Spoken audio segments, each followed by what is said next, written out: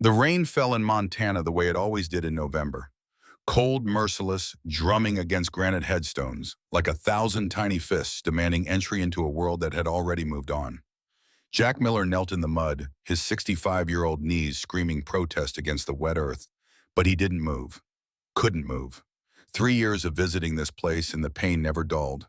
If anything, it sharpened with each passing month, a blade grinding deeper into whatever remained of his soul. Emily Rose Miller. The headstone was simple, elegant, carved from dark granite that gleamed when wet. Born 1995, died 2022. Beloved daughter, 27 years reduced to 3 lines and a dash between dates. Jack's scarred fingers traced her name, the letters worn smooth from countless repetitions of this same ritual. The rain mixed with something warmer on his weathered face, and he was too exhausted to pretend they were only raindrops. His body was a roadmap of violence, bullet wounds from Fallujah, knife scars from a bar fight in Kandahar, burn marks from an IED that should have killed him but didn't. The scar across his right cheek, the one everyone noticed first, came from a piece of shrapnel that had somehow missed his eye by a quarter inch. Lucky they'd called him. Jack Miller, the Marine who couldn't die no matter how hard the world tried. Lucky. He pulled the .45 from his jacket pocket, the service weapon he'd carried through 2 wars and kept after discharge. The metal felt heavy, familiar, almost comforting in its cold certainty. 3 times he'd come to the cemetery with the same intention. 3 times he'd put the barrel to his temple and tried to find the courage to pull the trigger. The first time a groundskeeper had interrupted. The second time rain had started and he'd worried about his body being found like that, soaked and pathetic. Today, he had no excuses left. Baby girl, I'm so tired. The words formed in his mind, intimate and desperate. That drunk bastard walks free while you're in the ground. Judge Hayes made sure of it. Kane's buddy, Kane's pocket. Kane's justice. Your mama can't even look at me anymore. Says my face reminds her of what we lost. Maybe she's right. Maybe I should have been the one in that car. The Brotherhood kept calling, kept pulling him back from edges, literal and metaphorical. Marcus especially, who'd found Jack standing on a bridge 6 months ago and talked him down with words Jack couldn't even remember now. They all said the same thing: you've got purpose. You matter. There are people who need you. But purpose didn't bring Emily back. Purpose didn't change the fact that Jack had spent 30 years as a Marine learning to protect people, only to fail the one person who mattered most. His finger found the trigger. The weight of it, that final pressure point between existence and void, felt almost peaceful. Just a few pounds of force and all the pain would stop. The memories would stop. The guilt would stop. Emily's face wouldn't haunt him every time he closed his eyes, frozen forever in that moment, when she looked at him and said, "Daddy, you're my hero." The phone in his pocket vibrated, once, twice. Jack ignored it, jaw clenched, rain streaming down his face. The phone stopped, then immediately started again. A text message tone cut through the sound of rain on stone. He almost didn't look. Almost went through with it right then, let whoever was calling think whatever they wanted about why he didn't answer. But 30 years of military discipline was a hard thing to shake, even when you were ready to die. The phone came out of his pocket screen, bright in the gray morning. Marcus needs you, Jack.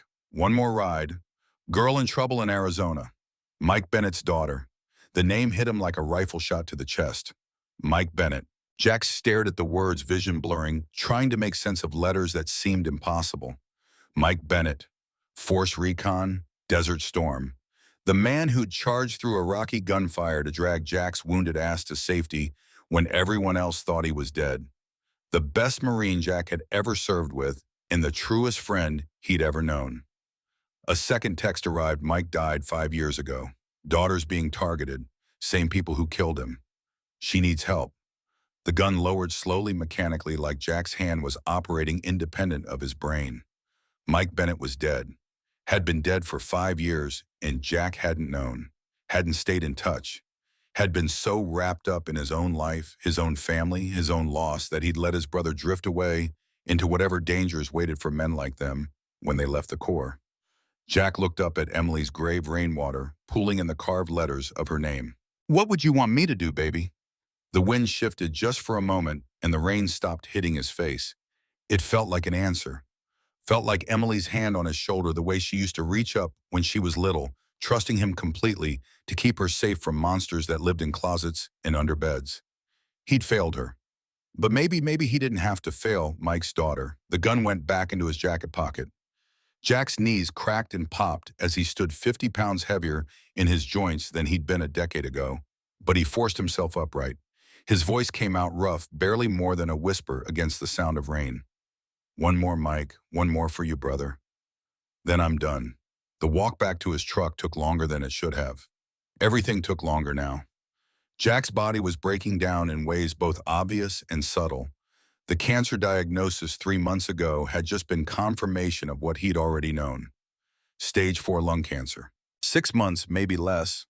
The doctor had used words like aggressive treatment and experimental therapies. But Jack had heard the truth underneath. "You're dying, old man. Get your affairs in order." He'd told Marcus about the cancer 2 weeks ago, finally after months of hiding it. Marcus had cried, big tough gunnery Sergeant Marcus Johnson, who'd fought in the same hellholes Jack had reduced to tears in a diner parking lot. The rest of the Brotherhood had taken it harder than Jack expected. Doc had immediately started researching treatments. Luke had offered to donate a lung, which didn't even make medical sense, but was so perfectly Luke that Jack had almost smiled. Almost. But Jack had made peace with dying. The cancer was just doing what he'd been too cowardly to do himself. The only question was whether he'd die in a hospital bed wasting away and doped up on morphine, or whether he'd die doing something that mattered. Something that would justify the extra years Mike Bennett had given him on that dusty Iraqi road. His phone rang before he reached the truck. Marcus, of course. Jack answered, cradling the phone against his shoulder while he fumbled for his keys with numb fingers. "You get my message," Marcus's voice carried concern wrapped in forced casualness.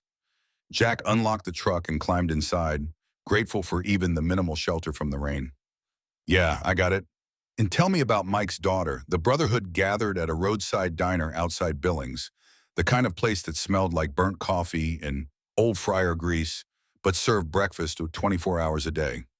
Jack was the last to arrive, pulling his truck into the lot beside 3 familiar Harleys that looked out of place in the morning drizzle.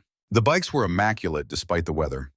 Marcus kept his Road King polished like a showpiece.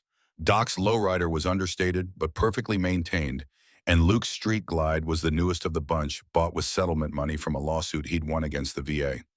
Inside, his brothers waited in a corner booth. Marcus looked up first, reading Jack's face with the kind of instant assessment that came from 20 years of friendship and shared trauma. The slight relaxation in Marcus's shoulders told Jack everything Marcus had been worried the next call would be from a Montana coroner, not a diner in Wyoming. "You look like shit, brother." Marcus slid a coffee cup across the table as Jack dropped into the booth. "When'd you last sleep?" Jack ignored the question in the coffee. "Tell me about Sarah Bennett." Doc Wilson pulled out a tablet, glasses perched on his nose in a way that made him look more like a professor than a former combat medic who'd saved dozens of lives under fire.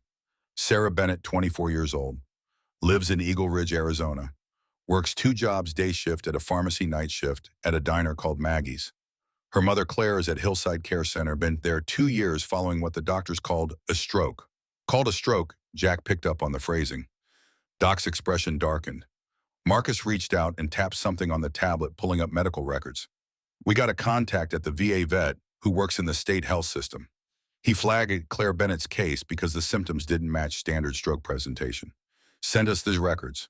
Look at this." Jack studied the charts and medication lists. Decades of military medical training, coming back despite years of disuse. Warfarin showed up in blood tests, but not on the prescription list. Someone was poisoning Claire Bennett, slowly, methodically creating symptoms that looked like recurring strokes while actually inducing them through blood thinners. Who would do this? Marcus leaned back, jaw tight. Same person who killed Mike Bennett 5 years ago. Developer named Victor Kane. Owns half of Eagle Ridge, trying to buy the other half. Mike was organizing resistance veterans, mostly trying to stop Kane from forcing buyouts of their properties. And Mike died, how bar fight. Marcus's voice carried bitter anger. Official story is, Mike intervened when a drunk was harassing a waitress. Fight broke out. Mike took a knife to the ribs. Punctured lung, bled out before the ambulance arrived. Attacker claimed self-defense. Sheriff ruled it justifiable homicide. Jack's hands curled into fists on the table. Mike wouldn't start a fight. Didn't need to. Luke spoke for the first time, his deep voice quiet. I talked to the bartender, old Vietnam vet named Jerry. He remembers that night clear as day. Says Mike disarmed the drunk fight was over. Then a second man came from behind Kane's security chief. That's who stabbed Mike. But the only witnesses willing to testify said they didn't see who threw the knife.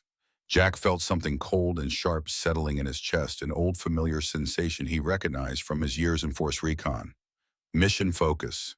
Target acquisition. The clarity that came when you knew exactly what needed to be done regardless of cost. Where does Sarah fit into this? She's been asking questions. Marcus pulled up a photo on the tablet. A young woman with honey blonde hair pulled back in a ponytail, tired eyes that looked older than 24, a smile that seemed practiced rather than genuine. After Claire's stroke, Sarah started digging into her father's death, talking to people Mike knew, trying to understand what he'd been investigating. Kane's people have noticed. Notice how last week 3 men cornered her in the diner parking lot. Local thugs connected to Kane made it clear she should stop asking questions about her father. Maggie Henderson, the diner owner, scared them off with a baseball bat, but they'll be back. And next time, they might not just threaten. Jack stared at the photo. Sarah's hair caught the light in a way that made his chest tighten. Emily's hair had done the same thing. Not the same color, not the same style, but something in the way it framed her face, something in the set of her jaw that spoke of bearing weight she was too young to carry. She looks like Marcus cut him off gently. Yeah, brother. We know. The booth fell silent except for the clatter of dishes from the kitchen and the low murmur of other patrons. Jack kept staring at Sarah's photo, seeing double this stranger's face overlaid with memories of Emily at 16, 17, 20, every age up until the last time Jack had seen her alive, the morning she'd left for work in a car that would be T-boned by a drunk driver 4 hours later. Doc broke the silence, voice soft. Jack, you don't have to do this. We can handle it. You could sit this one out. Mike Bennett saved my life in '91. Jack's voice came out flat, empty of everything except statement of fact. We were pinned down outside Kuwait City. Iraqi regulars had us zeroed in with a machine gun nest. I was hit bleeding. Everyone else had fallen back. Mike charged through the kill zone, grabbed me by my vest, dragged me 200 yards to cover. Took 3 rounds doing it. That man is the only reason I lived to have a daughter at all. Marcus nodded slowly. And now his daughter needs help. His daughter needs help, and I owe him. Jack's jaw tightened. I owe him everything. Luke leaned forward, massive hands folded on the table. Brother, we all got debts. We all got people we couldn't save. But you don't gotta... Jack's voice cut through whatever Luke was about to say. When Emily died, I wanted to die too. You all know that. Marcus found me on that bridge. Doc talked me out of eating my gun twice. Luke sat with me for 3 days straight when I couldn't trust myself alone. The Brotherhood kept me alive when I didn't want to be alive. He paused, looking at each of them in turn. But I never had a reason to stay alive. Just reasons not to die. Mike's daughter changes that. She needs protection, and I can provide it. That's purpose. That's what you've all been telling me I needed. Well, here it is. The cancer doc started. The cancer's killing me anyway. Jack's voice remained level. Question is whether I die in a hospital bed or whether I die doing something that matters. Something that justifies all the extra years Mike gave me. Marcus studied Jack's face for a long moment, reading all the things Jack wasn't saying. Finally, he nodded. Then we all go. Brotherhood doesn't let brothers fight alone, even when they've got death wishes. I'm not planning to die. Jack almost smiled. I'm planning to win. If dying happens along the way, so be it. The ride to Arizona took 2 days, pushing hard through Wyoming and Utah, camping rough in places where the November cold cut through their leathers and made Jack's joints ache like rusty machinery. But the pain felt good in a strange way, proof he was still alive, still capable of motion and action and purpose. The Harley beneath him rumbled with power, held barely in check, and for the first time since Emily's funeral, Jack felt something other than hollow grief. They talked around campfires, sharing stories the way veterans do when they're far from civilians who wouldn't understand. Marcus told a story about a firefight in Fallujah where he'd run out of ammunition and resorted to throwing rocks at insurgents while calling for resupply. Doc described the time he'd performed a tracheotomy with a ballpoint pen and a pocket knife, saving a Marine's life with tools MacGyver would have been proud of. Luke recounted his son's overdose with the flat affect of someone who'd told the story so many times it had become fiction, something that happened to someone else in some other life. Jack told him about teaching Emily to ride a motorcycle back when she was 16 and fearless in the way only teenagers can be. She'd wrapped her arms around his waist and laughed into the wind, shouting over the engine noise, "Daddy, I'm not scared when I'm with you. You make me feel safe." The memory cut deep, but Jack forced the words out anyway.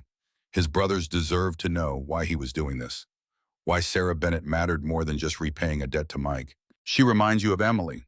Doc's statement wasn't a question, not physically. Jack stared into the fire, but something in her eyes in that photo, that look of someone carrying weight they shouldn't have to carry, trying to be strong for everyone else while falling apart inside. Emily had that look after her mother and I divorced, like she had to be the adult in the room because we couldn't be. "You couldn't save Emily." Marcus's voice carried no judgment, just acknowledgement of painful truth. "But maybe you can save Sarah." "Maybe." Jack poked at the fire with a stick, sending sparks spiraling into the night sky. "Or maybe I just need to believe I can save someone before I die." Either way, I'm going to Arizona. The second night, Luke pulled Jack aside after the others had gone to sleep. They stood at the edge of their camp, looking out over a Utah canyon that disappeared into darkness beyond the reach of their fire. "You planning on coming back from this?" Luke asked bluntly. Jack considered lying, then decided his brothers deserved honesty.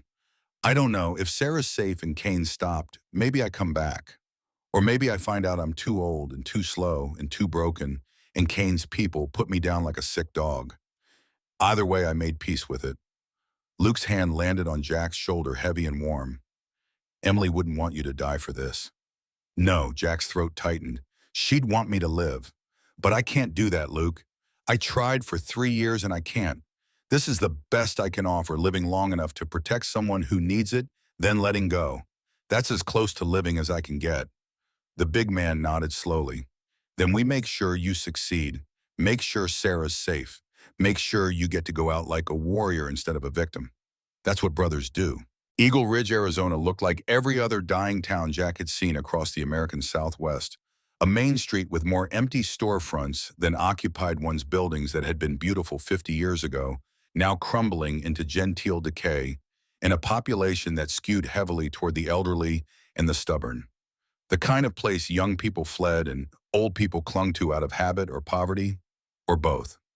Maggie's Diner sat at the intersection of Main and 3rd, a low brick building with a neon sign that flickered red in the gathering dusk. The parking lot held a mix of old pickup trucks and older sedans, nothing fancy, nothing new. A place where working people came because the food was cheap and filling and the coffee was always hot. Jack and his brothers parked their bikes at the edge of the lot, drawing immediate attention from the few patrons visible through the windows. 4 men in their 60s and 70s riding Harleys dressed in worn leather. It was the kind of entrance that made people notice, which was fine. Jack wanted Kane to know the Brotherhood was in town, wanted whoever was watching Sarah to understand she had protection now. The diner's interior hadn't been updated since the Reagan administration. Red vinyl booths, checkerboard floor tiles, a long counter with swivel stools, and the kind of fluorescent lighting that made everyone look slightly jaundiced. The smell hit Jack immediately: coffee, bacon, grease, pancakes. The ghost of 10,000 breakfasts served to people who couldn't afford better. Sarah Bennett stood behind the counter, wiping down the same spot for what Jack guessed was the 3rd or 4th time based on her mechanical movements. She wore a faded blue uniform that hung loose on her thin frame hair, pulled back in a practical ponytail, and when she looked up at the sound of the door opening, Jack felt his heart stop. Not because she looked like Emily. She didn't, not really, beyond both being young women with blonde hair. But the exhaustion in her eyes, the way she forced a customer service smile despite obvious fatigue, the set of her shoulders that spoke of bearing impossible weight, all of it screamed of someone on the edge of breaking. Jack had seen that look in his own mirror for 3 years, recognized it down to his bones. She approached their booth with a coffee pot and 4 mugs, small, professional, but empty. "Evening, gentlemen. Coffee to start." "Yes, ma'am." Jack's voice came out rougher than intended. "Been riding all day. A hot cup would be perfect." Something in his tone made Sarah pause, really look at him. Her eyes traveled from his scarred face to his weathered hands to the Marine Corps tattoo visible beneath his rolled-up sleeve. Recognition flickered not of Jack specifically, but of type. She'd grown up with a Marine father. She knew the bearing, the posture, the way warriors never quite stopped being warriors, no matter how much time passed. "You fellas passing through or staying?" Marcus's voice carried warmth. Heard Eagle Ridge was a nice town. Sarah's smile faltered for just a moment. "It's a town. I'll be back to take your orders in a minute." As she walked away, Jack cataloged details. The slight limp in her left leg, old injury, or just exhausted feet, the way she kept glancing at the door. Nervous habit or specific fear. The red marks on her wrist that looked like fingerprints fresh, probably from earlier today. Doc noticed the same details. Someone grabbed her recently. Jack's jaw tightened. How recently? Hours. Luke kept his voice low. Bruises are still developing. She's also favoring her right side, either cracked rib or deep bruise. Before Jack could respond, the diner door opened again, and 3 men walked in. The leader stood maybe 6 feet broad-shouldered, with a barbed wire tattoo that wrapped around his thick neck and disappeared beneath his collar. His face was flushed red alcohol, anger, or both, and his eyes found Sarah immediately with the kind of predatory focus that made Jack's hackles rise.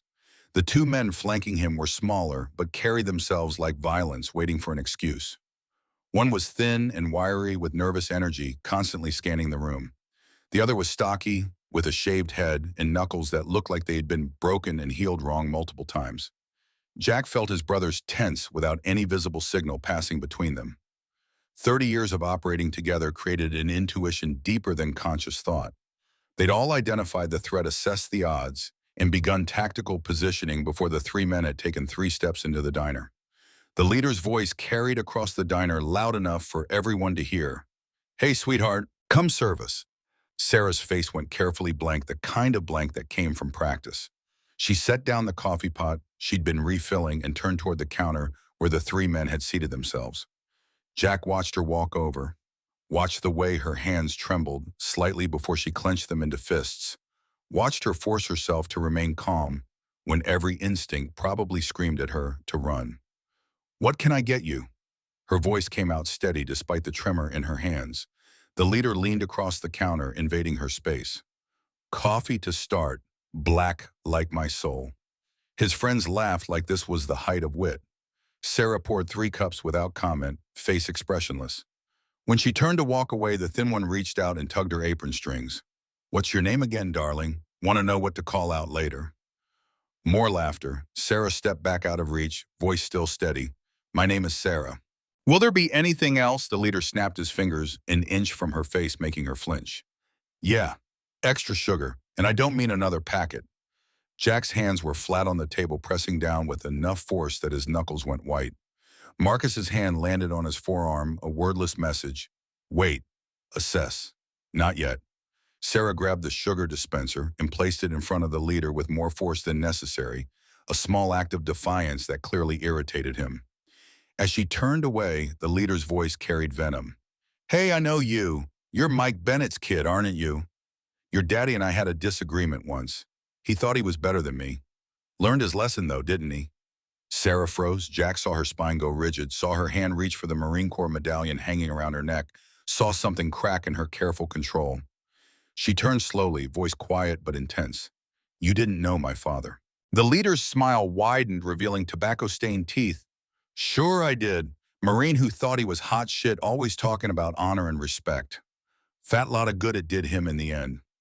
Jack was halfway out of his seat before he realized he'd moved. Marcus's grip on his arm tightened, but Jack barely felt it. His entire focus had narrowed to the 3 men at the counter, to Sarah's face that now carried a mixture of grief and rage, to the casual cruelty being inflicted on Mike Bennett's daughter, while a diner full of people looked away. Sarah swallowed whatever response she wanted to make, turned away, and busied herself wiping down the counter again. The leader and his friends continued making comments, each one designed to cut deeper than the last. Jack watched Sarah endure it with the kind of stoic suffering that came from having no other choice, from needing this job too much to tell these men what she really thought. The other diner patrons had all found fascinating things to look at, on their plates and their coffee cups, out the windows, anywhere except the harassment happening at the counter. An old couple in the corner booth kept their heads down. A truck driver at the far end of the counter focused intensely on his newspaper. A young mother with a sleeping child pulled her daughter closer and stared at the table. This was how it always went. People looked away when confronted with unpleasantness. It was easier, safer. Let someone else deal with it. Don't get involved. Don't make waves. Jack had spent 3 years looking away from his own life, from his own pain, convincing himself that not dying was the same as living. He'd let Emily down when she needed him most, too wrapped up in his own demons, to see hers too focused on his own struggles, to protect her from the drunk driver who killed her. He'd failed the one person who mattered most. He would not fail Mike Bennett's daughter. The leader grabbed Sarah's wrist as she refilled his coffee, fingers digging in hard enough to make her wince. Coffee sloshed dangerously close to the rim of the pot, hot enough to cause serious burns if it spilled. I don't like being ignored. The leader's voice dropped to a menacing growl. Maybe you need the same lesson your daddy got. Sarah tried to pull away, but his grip tightened. Please let go. The tremor in her voice betrayed her fear, despite her attempt at firmness. The thin one leaned forward. Or what? You gonna call the cops? Sheriff's my cousin. Sweetheart. Jack stood. Marcus's hand fell away from his arm without resistance. His brother knew this moment was inevitable, had probably been inevitable since they'd first heard about Sarah's situation. Doc and Luke shifted in the booth, beginning their own tactical repositioning. The old couple in the corner, Jack noticed now that the man wore a Korea veteran cap, quietly positioned the woman behind him, hand reaching for something in his jacket pocket. Jack crossed the diner in 4 long strides, boots heavy on the checkerboard floor. He stopped directly behind Sarah, close enough to be protective, without crowding her, and when he spoke, his voice carried the flat, emotionless tone of someone who'd killed before and would again, if necessary. I believe the lady asked you to let go. The leader looked up, annoyance flickering across his features. Mind your own business, old man. This doesn't concern you. Jack's eyes locked onto the leader's, and something in Jack's gaze, some combination of combat experience, barely controlled rage, and absolute willingness to commit violence, made the leader's confident sneer falter. She's working. You're hurting her. That makes it my concern. The diner had gone completely silent. Even the low murmur of the television mounted in the corner seemed to fade. Sarah stood frozen between Jack and the leader, coffee pot still tilted dangerously, face pale. Jack continued, voice never rising, never wavering. I know exactly who I'm dealing with. Men who think strength means hurting those who can't fight back. I've seen your type in every country I've deployed to. You're small, scared, and weak. That's why you need friends. Why you pick on women. Why you talk instead of act. He leaned forward slightly. Invasion of space, calculated and deliberate. I'm only going to say this once. Let her go. The moment stretched tension so thick Jack could taste it. The leader's face darkened from red to purple, rage and humiliation warring for control. His 2 friends had risen from their stools, spreading out in a way that looked casual, but was clearly strategic. Behind Jack, he heard the scrape of chairs, Marcus, Doc, and Luke moving into position. The Korean War veteran in the corner booth had shifted his wife completely behind him, and Jack caught the glint of metal in the old man's hand. Then the leader released Sarah's wrist, shoving her arm away with disgust. Sarah stumbled back a step, nearly colliding with Jack, who steadied her with a gentle hand on her shoulder before stepping to her side, positioning himself between her and the 3 men. The leader stood, attempting to use his height as intimidation. He still had to look up slightly to meet Jack's eyes. You don't know who you're messing with, old man. Jack's expression didn't change. Neither do you, son. Neither do you. For another heartbeat, violence hung in the air like a physical presence. The leader's hand twitched toward his jacket pocket. Jack's weight shifted imperceptibly, ready to move, ready to hurt, ready to do whatever necessary to protect Mike Bennett's daughter. His brothers had fanned out across the diner, controlling sight lines and exit routes with unconscious precision. The old veteran in the corner had his hand fully around whatever weapon he'd drawn from his pocket. Then the leader reached slowly into his own pocket and withdrew a crumpled $20 bill, throwing it on the counter with exaggerated disgust. Food tastes like shit anyway. Come on, boys. This place stinks. His 2 companions seemed almost relieved as they followed him toward the door.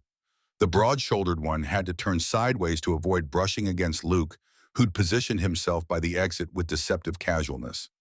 As the leader passed Jack, he paused just long enough to deliver a parting threat. This isn't over. You don't know what you've stepped into. Jack met his gaze evenly, voice still carrying that flat, emotionless tone that was somehow more threatening than anger. Neither do you, but you're about to find out. The three men left, door slamming behind them. Through the window, Jack watched them climb into a lifted pickup truck with oversized tires, engine revving aggressively before the vehicle peeled out of the parking lot spraying gravel. Silence held for several more heartbeats. Then, like a spell-breaking normal sound and movement returned to the diner.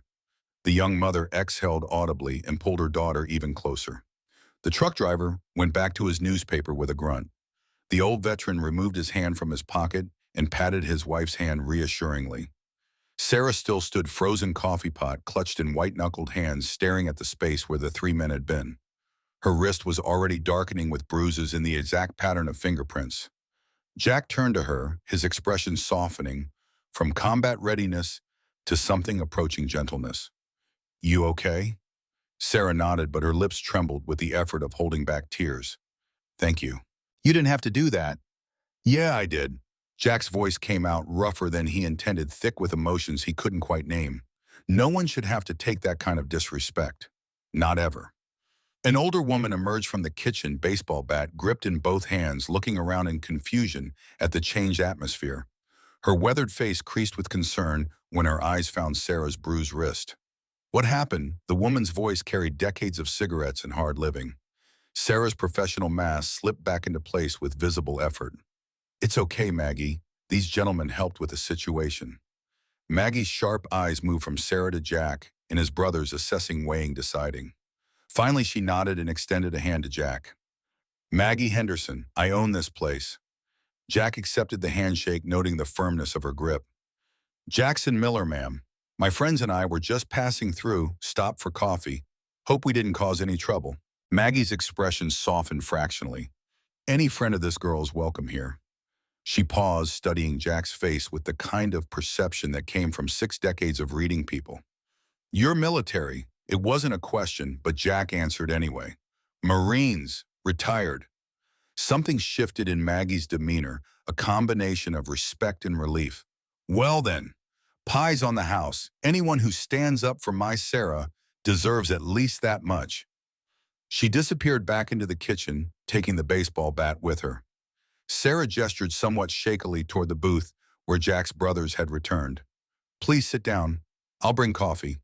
Jack followed her back to the booth, hyper-aware of the slight limp in her gait, the careful way she held her ribcage, the tremor that still ran through her hands when she poured their coffee. When she set down the pot to retrieve menus, Jack noticed the medallion around her neck more clearly, a Marine Corps emblem identical to the tattoo on his own arm. His hand moved without conscious thought, touching the emblem gently. Your father? Sarah's hand flew to the medallion protectively, and Jack saw the exact moment recognition hit her. Her eyes widened, moved from the emblem to his tattoo, to his face searching. Yes. Her voice came out barely above a whisper. Mike Bennett. He served in Lebanon and Panama.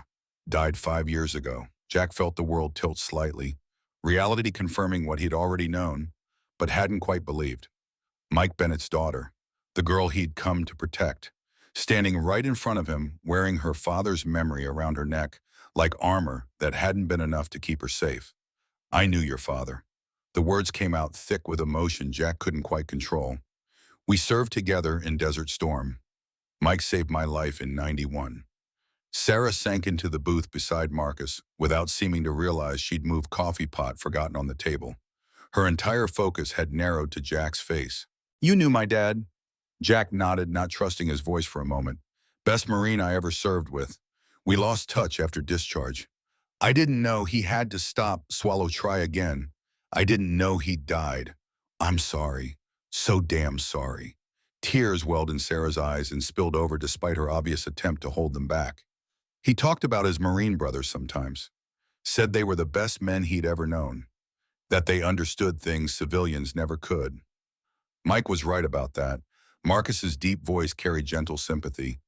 Marines take care of their own. Always have. Always will. Sarah wiped at her eyes with the back of her hand, smearing mascara, not caring. How did he save your life? Jack exchanged glances with his brothers, then looked back at Sarah. Kuwait City, 1991. Our unit was advancing when we got pinned down by Iraqi regulars.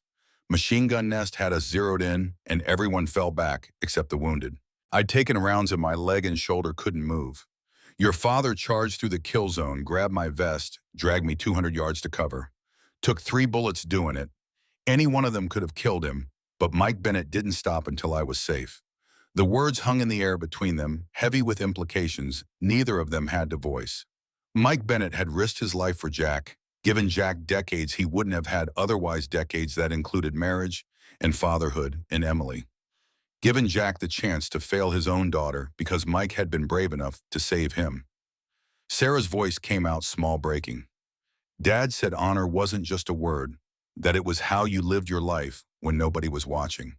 That's exactly what Mike believed. Jack's throat tightened. He lived by a code. Honor, courage, commitment.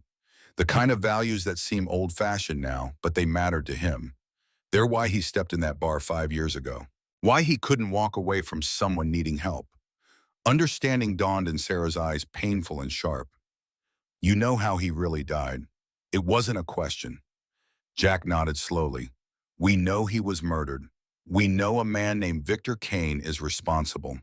And we know Kane is back in town targeting you and your mother. Sarah's face went pale. How do you know all this? Because we make it our business to help veterans and their families? Doc's soft voice carried conviction. When we heard Mike Bennett's daughter was in danger, we came. Luke added, and we're not leaving until you're safe.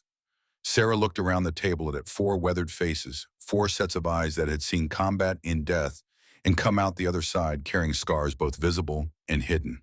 Jack watched her process the situation, saw the moment she understood that these strangers, these brothers of her father's, had ridden hundreds of miles for no reason, except that she needed protection and they could provide it. She shook her head slowly. I can't ask you to do this. Kane is dangerous. He owns the sheriff, owns the judge, owns half the businesses in town. My dad tried to stop him and now we're going to finish what your father started. Jack's voice carried absolute certainty.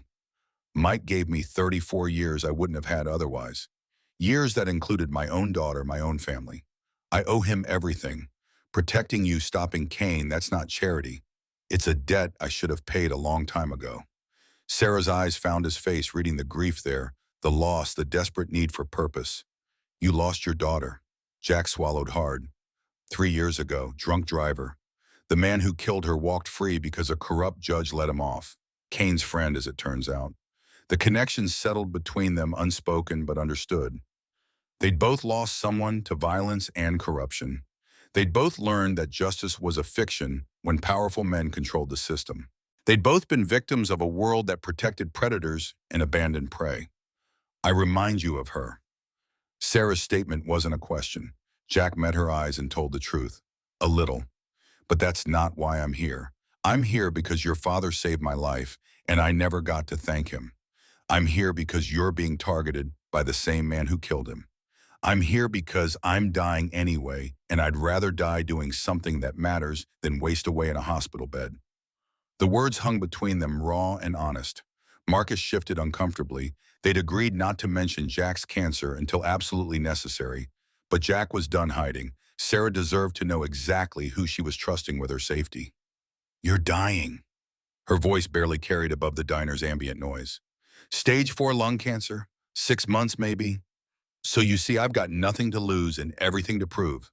Your father gave me extra years. The least I can do is use what's left of them to protect his daughter. Sarah's face crumpled, tears flowing freely now. This is too much. I can't. You shouldn't have to. Jack reached across the table and took her hand gently, careful of the bruises on her wrist. Listen to me. For 3 years I've been waiting to die, standing at my daughter's grave with a gun in my hand, trying to find the courage to pull the trigger. You know what stopped me today? Marcus's text about you, about Mike's daughter needing help. He squeezed her hand gently. You didn't ask for this. Neither did Mike. Neither did Emily. But here we are, and I finally have a reason to be alive for however long I've got left. Let me do this. Let me finish what your father started. Let me be the warrior I should have been for my own daughter. Sarah's shoulders shook with silent sobs. Jack wanted to hug her, wanted to offer the kind of comfort a father provides, but he didn't know her well enough yet, didn't have the right. So he just held her hand and waited while she cried out some portion of the grief and fear and exhaustion she'd been carrying alone for too long. Finally, she wiped her eyes again and looked up at him with red-rimmed eyes that carried a glimmer of hope she was clearly afraid to trust. What happens now? Now we make sure those men don't come back. Marcus's voice carried military efficiency. Now we figure out what evidence your father had against Cain. Now we get your mother somewhere safe where Cain can't finish what he started. My mother, Sarah's voice rose. What about my mother? Doc pulled out his tablet.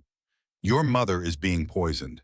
Someone's been adding warfarin to her medications, creating symptoms that look like recurring strokes.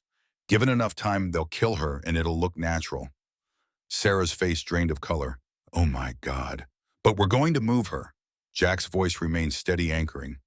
We've got contacts at a veterans hospital in another county. She'll get proper treatment and be safe from Cain's reach. When tomorrow night, we'll create a distraction, extract her, and have her in protective care before Cain even knows she's gone. Sarah looked overwhelmed, processing too much information too quickly. I should get back to work. Maggie will. Maggie appeared as if summoned, carrying 4 slices of apple pie.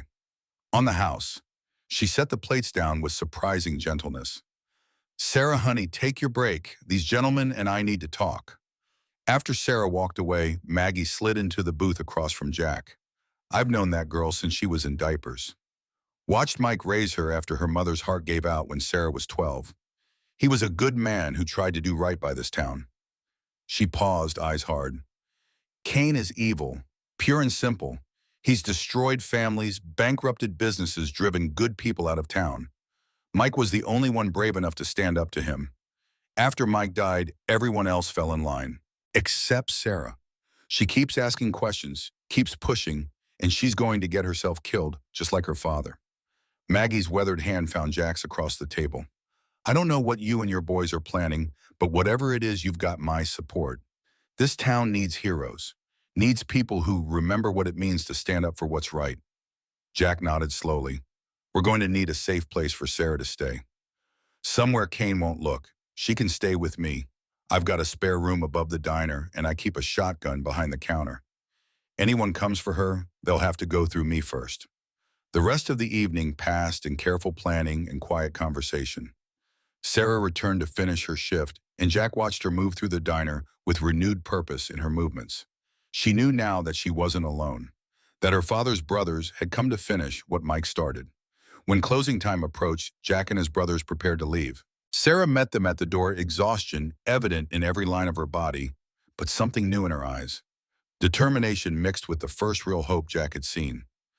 Thank you, her voice carried weight beyond the simple words, for everything. Jack pulled out a business card and pressed it into her hand. Brotherhood of the Road. Call anytime, day or night. We're not leaving town until Cain is stopped and you're safe. That's a promise. Sarah looked down at the card, then back up at Jack. My dad would have liked you. Jack's throat closed up for a moment before he managed to speak. I already liked him. Best Marine I ever knew. And his daughter is pretty remarkable too. As they walked to their bikes, Marcus fell into step beside Jack. You okay, brother? Jack looked back at the diner, seeing Sarah through the window as she cleaned tables and prepared for closing. Yeah, for the first time in 3 years, I actually am. The ride to their motel took them past the old hospital building. Marcus had mentioned a 3-story brick structure with boarded windows and a chain-link fence surrounding the property. Even in the darkness, Jack could see the potential value of the real estate. Prime downtown location. Cain's next target. But that was a problem for tomorrow. Tonight, Jack just wanted to sit with the feeling that had settled in his chest during dinner purpose. Direction. A reason to be alive that went beyond simply refusing to die. Mike Bennett had given him that gift twice now, once in Kuwait City, and again through his daughter's need for protection. In the motel room, Jack sat on the edge of the bed and pulled out his phone. Emily's photo filled the screen, that last selfie she'd sent him the morning of her accident, grinning at the camera with the kind of unself-conscious joy that only came from being young and alive and unaware that death was hours away. I found her, baby girl. His whispered words to the photo felt less crazy than usual. Mike's daughter, she needs help, and I can give it. I know you'd want me to do this. The photo didn't answer, but Jack felt something shift in his chest anyway, a loosening of the grief that had been choking him for 3 years. He wasn't betraying Emily's memory by protecting Sarah. He was honoring it, being the warrior and protector he should have been, but wasn't when Emily needed him most. Tomorrow they'd begin in earnest. Tomorrow they'd start the extraction plan for Claire Bennett, start investigating Kane's operations, start building the case that would bring down a corrupt developer who thought himself above justice. Tomorrow the war would begin. But tonight Jack allowed himself to feel something other than grief and guilt. Tonight he felt purpose. He felt alive. He felt for the first time since standing at Emily's grave with a gun in his hand, like he had a reason to see tomorrow. Mike, I'm finishing it. I'm protecting your daughter, and I'm taking down the man who killed you. That's a promise, brother. Semper Fi. In the darkness of the motel room, surrounded by his brothers, who snored in the beds around him, Jack Miller finally slept without nightmares. Because tomorrow he had work to do. Tomorrow he had someone to protect. Tomorrow he had purpose. And for a dying warrior, that was everything. Dawn broke over Eagle Ridge with the kind of harsh clarity that made everything look older and more broken than it had the night before. Jack stood outside the motel, coffee in hand, watching the town wake up to another day of slow decline. Pickup trucks rumbled past, carrying men to construction sites that would never be finished. Store owners unlocked doors to businesses that would see maybe a dozen customers all day. The American dream hadn't died here, it had just given up and moved somewhere with better prospects. Marcus joined him, steam rising from his own coffee cup into the cold morning air. You sleep, Jack nodded. First good sleep in months. Feels strange. Purpose will do that. Marcus studied the town with tactical eyes, already mapping routes and sight lines without conscious thought. We're exposed here. Kane knows we're in town by now. Those three from the diner will have reported back. Good, let him know. Jack's voice carried no concern. We're not hiding. We're here to finish this. Doc emerged from the room, tablet already in hand, glasses reflecting the rising sun. I've been going through Claire Bennett's medical records again. The warfare and dosing is sophisticated, just enough to cause symptoms without triggering immediate red flags. Whoever's administering it has medical knowledge, so we're looking for a doctor on Kane's payroll. Luke appeared in the doorway, massive frame nearly filling it. Narrow the field, Doc scrolled through his notes. Claire's primary physician is clean. I checked his history, no connection to Kane, but she's been seeing a specialist at Hillside Care Center for the past 18 months. Dr. Gerald Perkins moved to Eagle Ridge 2 years ago, right after Mike Bennett's death. The timing made Jack's jaw tighten. Too convenient. Gets better. Marcus pulled out his own phone, showing a series of financial records. Perkins owns a vacation home in Sedona worth $500,000 on a small-town doctor's salary. Property records show it was purchased with cash 3 months after he arrived in Eagle Ridge. Kane's money. Jack felt the pieces clicking together with grim satisfaction. Perkins prescribes the poison, makes it look like natural decline, and gets paid well enough to retire comfortably when Claire finally dies. We need to move her today. Doc's voice carried urgency. If Kane suspects we're onto him, he might accelerate the timeline, overdose her, and claim complications from her condition. Jack checked his watch. Visiting hours start at 9. Sarah will want to see her mother before we move her. We use that as cover. Sarah visits, normally keeps everything looking routine while we position for extraction. The plan came together with military precision over the next hour. Doc would enter through the front as a consulting physician, credentials courtesy of his VA contacts.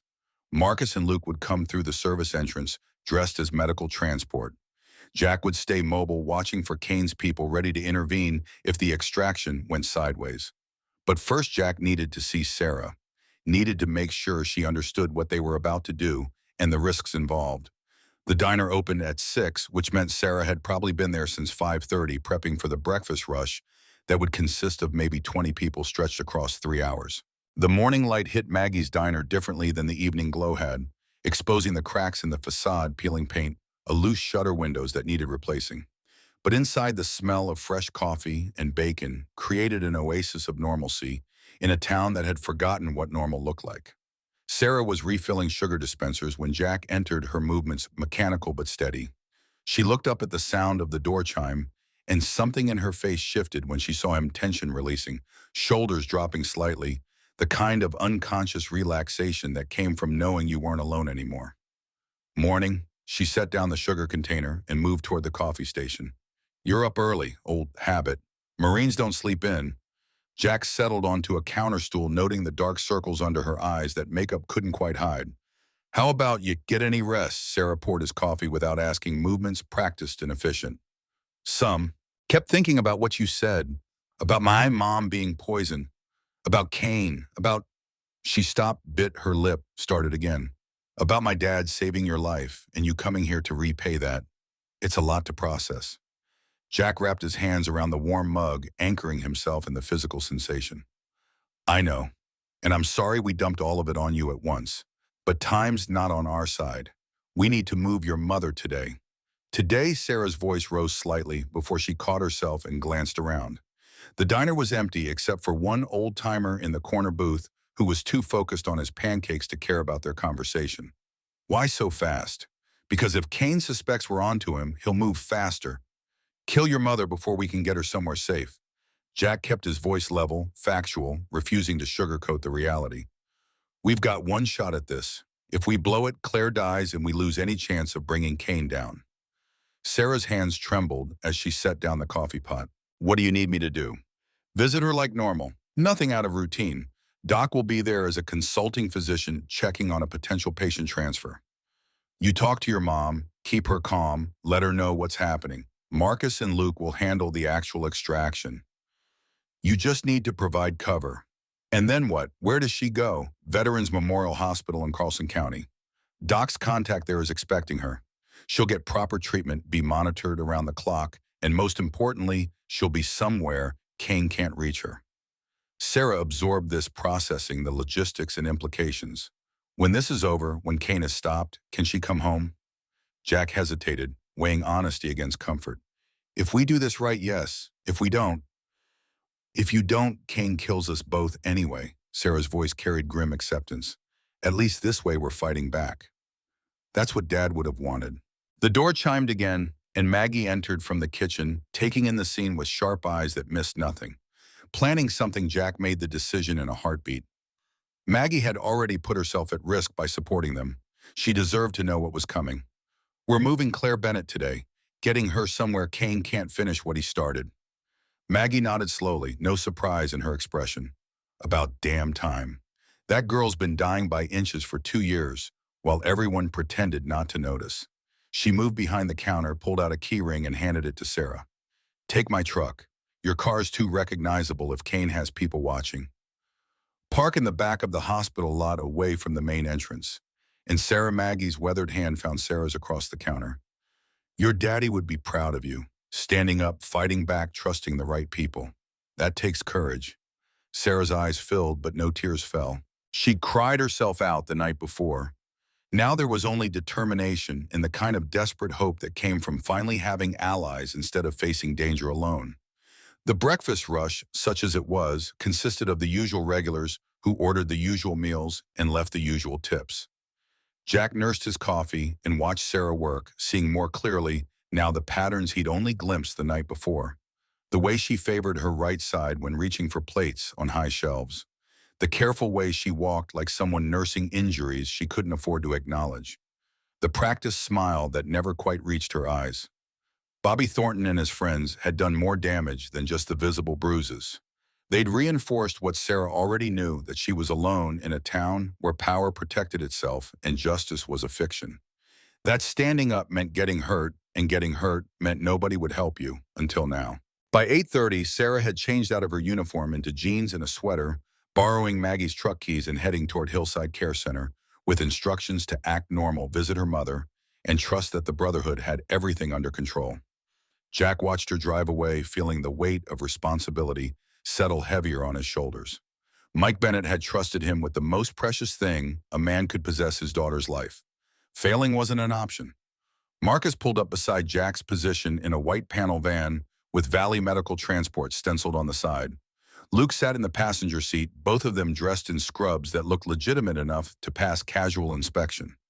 Doc had gone ahead in his own vehicle, arriving early to establish himself as a consulting physician, checking on potential transfers.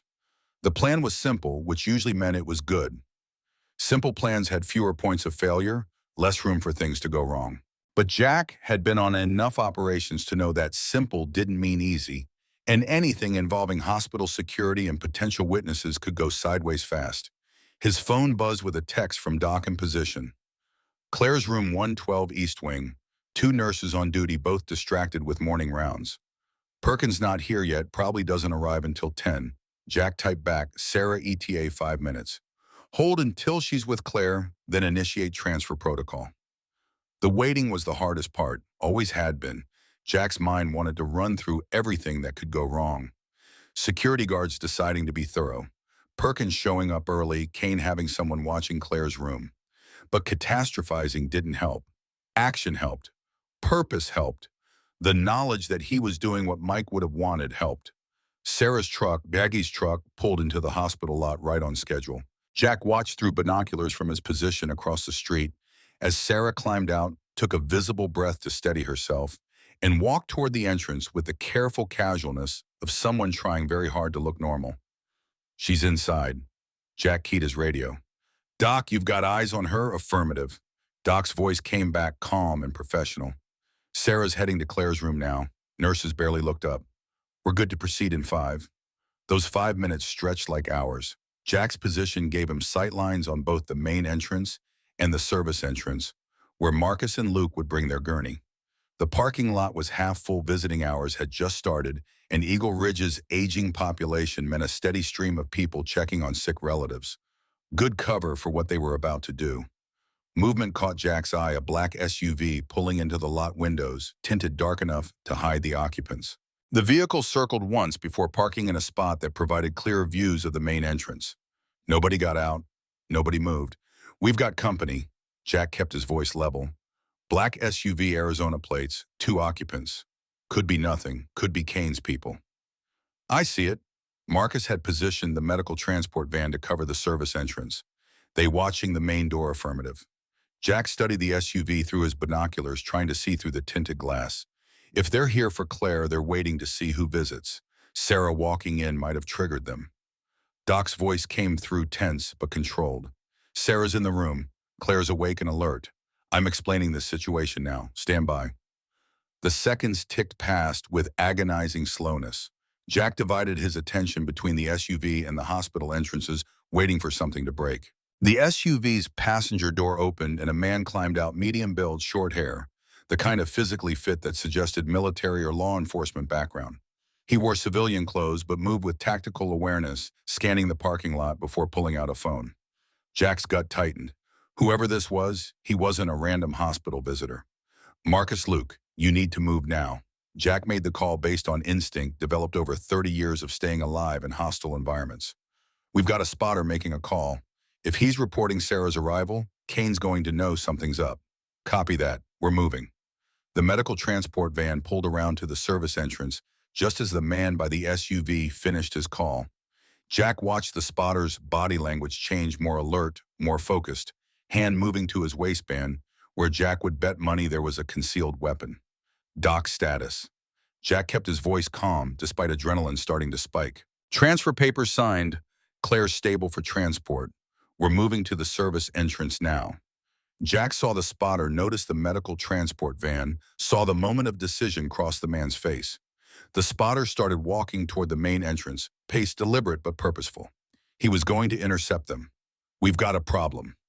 Jack was already moving, crossing the street with long strides that ate distance without looking rushed. Spotter's heading inside. I'm going to run interference. Jack, wait. Marcus started, but Jack was already through the main entrance, passing the spotter who was focused on the reception desk ahead. Jack's mind raced through options and discarded them just as quickly. Couldn't start a confrontation in a hospital lobby. Couldn't let the man reach Claire's room and identify Doc as someone who didn't belong. Needed a distraction that would pull attention away from the East Wing without creating so much chaos that it brought security running.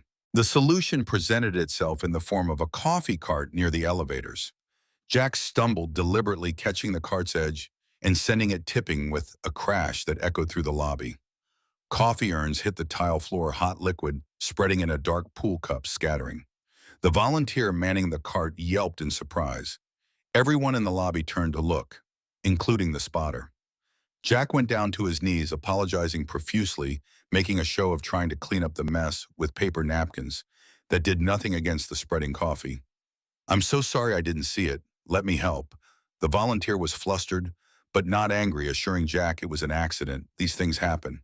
Security guards appeared from nowhere, concerned about the mess, but more focused on cleanup than questioning. The spotter hesitated, torn between investigating the disturbance and continuing to wherever he'd been heading. In that moment of hesitation, Doc's voice came through Jack's earpiece. "We're at the van, loading Claire now." Jack kept up his bumbling apology routine, buying precious seconds, while Marcus and Luke got Claire secured in the medical transport. The spotter made his decision and continued toward the reception desk, but by the time he finished asking whatever questions he was asking, the van was pulling away from the service entrance, Claire Bennett inside and headed toward safety. Jack extracted himself from the cleanup effort, declining offers to check him for burns, insisting he was fine, just clumsy, so sorry for the trouble. He made his way back outside in time to see the black SUV peeling out of the parking lot, following the medical transport van at a distance that was professional enough to avoid being obvious, but close enough to maintain pursuit. They're following the van. Jack was already running for his bike. "Marcus, you've got a tail." "I see him." Marcus's voice stayed calm. Executing evasion protocol. Jack's Harley roared to life, and he pulled out of the lot, taking a parallel route that would intersect with the van's planned path. Luke had mapped 3 different routes to the county line, each with multiple variations depending on what kind of pursuit they faced. The key was leading the SUV away from the van long enough for Doc to get Claire across county lines where Kane's influence ended. The next 20 minutes were a blur of calculated risk and tactical maneuvering. Marcus took the van through residential neighborhoods where speed would attract attention, forcing the SUV to hang back. Luke coordinated from the passenger seat, calling out turns and watching their six. Jack paralleled their route on his bike, ready to cut off pursuit if the SUV got too close. At a 4-way stop, Jack made his move. He pulled in front of the SUV, forcing it to brake hard, then proceeded through the intersection at a crawl that was legal but infuriating. The SUV's driver laid on the horn. Jack ignored it, maintaining his slow pace while the medical transport van took a side street and disappeared from view. By the time the SUV managed to get around Jack, the van was 2 turns away and accelerating toward the county line. The SUV tried to follow but encountered a garbage truck blocking the narrow street, no room to pass. Jack watched in his mirrors as the 2 men in the SUV shouted at each other, frustrated and outmaneuvered. Vans across the county line. Marcus's voice carried satisfaction. "Claire's safe." Jack felt tension drain from his shoulders like water. "Good. Doc, how's our patient? Stable. Vital signs." "Good. She's asking about Sarah." Doc's voice carried gentle amusement. "Wants to know who the hell we are and why we're kidnapping her. Tell her we're friends of Mike's. We'll explain everything when we get her settled." Jack turned his bike back toward Eagle Ridge, mission accomplished. First round goes to us. But the black SUV was still sitting at the intersection, and Jack could see the driver on his phone reporting failure to whoever paid his salary. Kane would know now that Claire was gone, that someone had actively interfered with his plans, that the game had changed from intimidation to open conflict. Good. Jack welcomed it. He was done with shadows and subtlety. Kane wanted a war, Jack would give him one. Sarah was waiting at the diner when Jack arrived, coffee pot in hand, but eyes locked on the door. The relief that crossed her face when she saw him was almost painful in its intensity.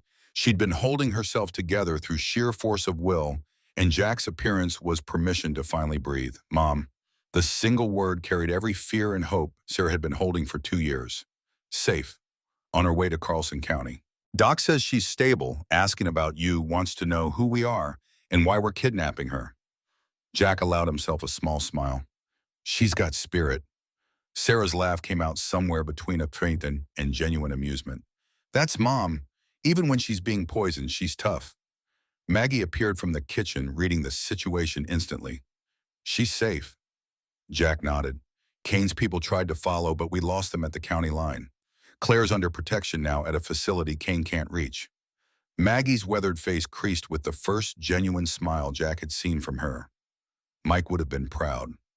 Of all of you, the words hit harder than Jack expected. He'd spent 3 years convinced he'd failed everyone who mattered, Emily, his ex-wife himself. Being told Mike would have been proud felt like absolution he didn't deserve but desperately needed. Sarah set down the coffee pot with shaking hands. What happens now? Now we find the evidence Mike collected before he died. Jack gestured for Sarah to sit at the counter. Your mother said Mike told her the truth was hidden where honor lives. You have any idea what that means? Sarah's brow furrowed in concentration. Where honor lives, that sounds like something Dad would say, but I don't. She stopped, her eyes widening. The flag case, Jack felt pieces clicking together. Mike's burial flag. It's mounted in our living room. Sarah's words came faster now, remembering. Dad was so specific about wanting that case. Had it custom made, designed it himself. Mom thought he was just being sentimental. But what if he built a hiding place into it? Marcus had entered the diner behind Jack, Luke following. Makes sense. Mike knew he was in danger. Would have wanted insurance, something Kane couldn't find, even if he searched the house. We need to get to that flag case. Jack looked at Sarah. How fast can you get us into your apartment? We can go now. Lunch rush won't start for another hour. Sarah was already untying her apron. But if Kane has people watching, then we go in the back fast and quiet. Luke's deep voice carried confidence. Marcus and I clear the building first. You and Jack follow. We get the evidence and get out. 5 minutes maximum exposure. The apartment complex was typical for Eagle Ridge, 2 stories of faded stucco, external staircases, parking lot half full of vehicles that had seen better decades. Sarah's unit was on the second floor corner position, with windows facing the parking lot and the desert beyond. Not ideal from a security perspective, but at least they'd see anyone coming. Luke and Marcus went up first, moving with the kind of casual competence that made them look like maintenance workers or friends helping with furniture. Jack stayed with Sarah in Maggie's truck, watching sight lines, looking for the black SUV or any other vehicle that seemed out of place. Clear. Marcus's voice came through the radio. Building's empty. Come on up. Jack and Sarah climbed the external stairs quickly, not running but moving with purpose. The apartment door stood open, Luke's bulk filling the frame as he maintained watch. Inside, the space was small but clean, the kind of place where someone lived out of necessity rather than choice. A couch that had seen better days, a kitchenette with appliances from the 80s, family photos on every available surface creating a shrine to better times. The flag case dominated one wall. Old Glory folded in perfect military triangles, displayed in a shadow box made of dark wood with glass front and brass hinges. Beneath the flag, Mike Bennett's service medals were arranged with precision: National Defense Service Medal, Southwest Asia Service Medal, Kuwait Liberation Medal. The case itself was beautiful in its simplicity, the kind of craftsmanship that spoke of love and care. Sarah reached for it, then stopped. I hate disturbing it. It's the last thing of Dad's we have. Jack understood viscerally. Emily's room still sat untouched in his ex-wife's house, a shrine to a daughter who would never come home. Sometimes the dead deserve their monuments left intact. Mike built this knowing someone might need it someday. Jack's voice was gentle. He'd want us to find what he hid. Sarah lifted the case off its mounting bracket with reverent care. The back was sealed with small screws, and Marcus already had a screwdriver kit out, making quick work of the fasteners. The backing came away to reveal nothing. Just the hollow interior of the frame exactly as it should be. Sarah's face fell. I was so sure. Wait. Jack studied the frame dimensions, comparing internal space to external measurements. There's a gap. The frame's deeper than it needs to be. Luke ran his fingers along the interior edges, pressing, probing. Found it. A quiet click in a section of the frame's bottom popped open, revealing a hidden compartment. Inside lay a USB drive, wrapped in plastic and secured with tape. Also several pages of printed documents, photographs, and a letter in an envelope, addressed simply to whoever comes to finish this. Jack's hands trembled slightly as he opened the envelope and unfolded the letter. Mike Bennett's handwriting, precise and clear. If you're reading this, I'm dead. Kane killed me directly or indirectly, doesn't matter. What matters is the evidence on this drive. Financial records proving bribery of town officials, falsified safety reports that led to building collapses, documentation of intimidation and violence against residents who wouldn't sell, And photos of Kane's security chief stabbing me in that bar while Kane watched from his car and gave the order. I'm trusting you to finish this, to protect my family, to make sure Kane answers for his crimes. If you're a Marine, you understand duty and honor. If you're not, I hope you'll honor my sacrifice anyway. Tell Claire I loved her. Tell Sarah she was the best thing I ever did. Tell whoever fights this fight that they're doing God's work. Semper Fidelis, Mike Bennett, Jack's vision blurred with tears he didn't bother hiding. Mike had known, had accepted his death was coming, and prepared for it with the same calm professionalism he'd shown in combat. Had trusted that someone, brother, friend, stranger with conscience, would eventually find this message and carry on the fight. I got you, Mike, Jack's voice came out rough. I got you, brother. Sarah read the letter over Jack's shoulder, her own tears falling freely. He knew he was going to die. Marcus examined the USB drive. We need to copy this. Multiple redundant backups. If Kane learns we have this, he'll do anything to destroy it. More than that, Jack's tactical mind was already working through implications. We need to use this as bait. Let Kane know we have it. Force him to come after us instead of Sarah. That's dangerous. Luke's objection was reasonable. Kane's got resources, people, money. We're four old vets with nothing but our bikes and each other. Exactly. Jack met his brother's eyes. We've got nothing to lose. Kane's got everything to lose. That makes us more dangerous than he can imagine. Doc's voice came through the radio from his position, watching the street below. We've got company. 2 vehicles, both black SUVs. 6 men armed. They're positioning around the building. How long? Jack was already moving, gathering the evidence, securing it in his jacket. 2 minutes, maybe less. Sarah's face went pale. They're here for me. No, Jack's voice carried absolute certainty. They're here for this. The evidence, Kane's finally figured out where Mike hid it. Then we give it to them. Sarah reached for the USB drive. I don't want anyone dying for Jack's hand closed over hers, stopping her. Your father died for this. Died believing someone would finish what he started. I'm not disrespecting his sacrifice by handing it over to the men who killed him. But no buts. We fight, we run, we do whatever necessary, but we don't surrender. That's not what Marines do. The apartment door exploded inward, cheap wood splintering around the lock. 3 men poured through, weapons drawn, moving with professional precision that told Jack these weren't local thugs. These were trained operators, probably ex-military themselves, hired for exactly this kind of situation. Luke hit the first man with a tackle that would have made NFL scouts weep, driving him into the doorframe, hard enough to crack drywall. Marcus spun and delivered a kick to the second man's knee, hyperextending it with a sound like a branch snapping. The third man got his weapon up, aiming at Jack, who threw the flag case at him. Mike's shadow box hit the gunman in the face, glass shattering, the American flag unfurling as the case broke apart. The symbolism wasn't lost on Jack, even in the chaos. Mike Bennett's final service to his country, protecting his daughter one last time. Go. Jack shoved Sarah toward the apartment's back window that opened onto a fire escape. Doc, bring the truck around back. We're coming out hot. The remaining 3 men from the SUVs were already pounding up the external stairs. Jack, Marcus, and Luke formed a defensive line, letting Sarah climb through the window first. These weren't men Jack wanted to kill. They were just soldiers following orders, same as he'd been once upon a time. But he would kill them if necessary to protect Sarah and Mike's evidence. One of the men from the stairs appeared in the doorway, assessed the situation, and made a call that probably saved lives on both sides. Fall back. They're armed and positioned. We need more men. The tactical retreat gave Jack precious seconds. Marcus and Luke went through the window after Sarah, Jack following last, pausing only to grab the American flag from where it had fallen among the debris. Mike's flag, Emily's flag. The symbol of everything they'd all fought for and lost and were still fighting for, despite everything. The fire escape rattled under their combined weight rust, flaking away from bolts that hadn't been tested in years.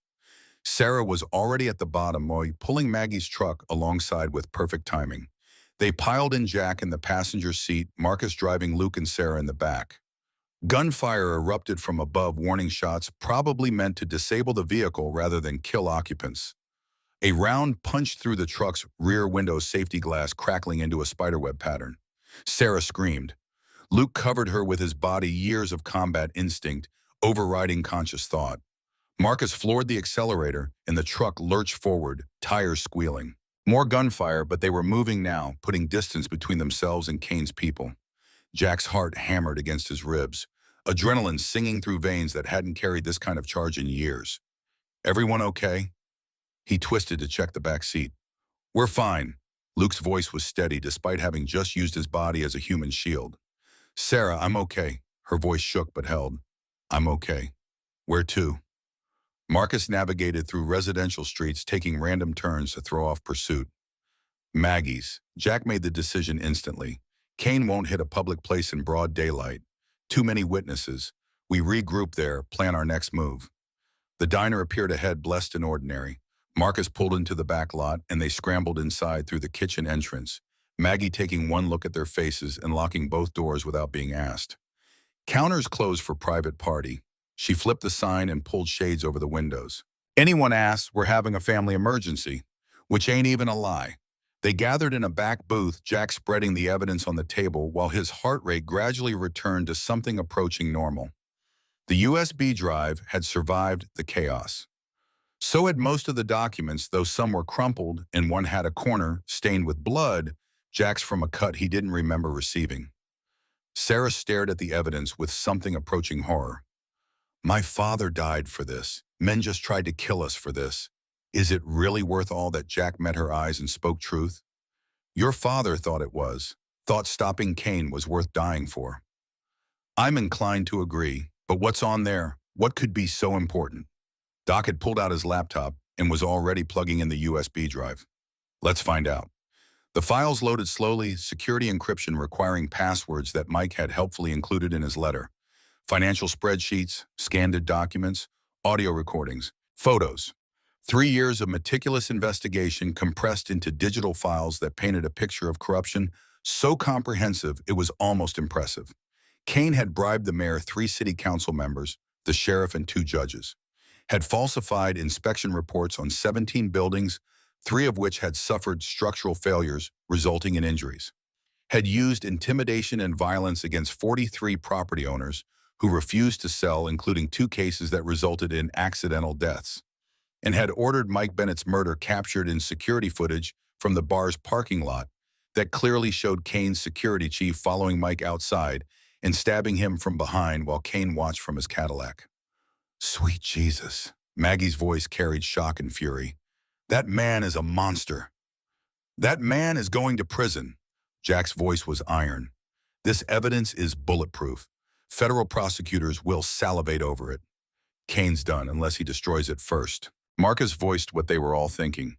"He knows we have copies now. He'll come after us with everything he's got."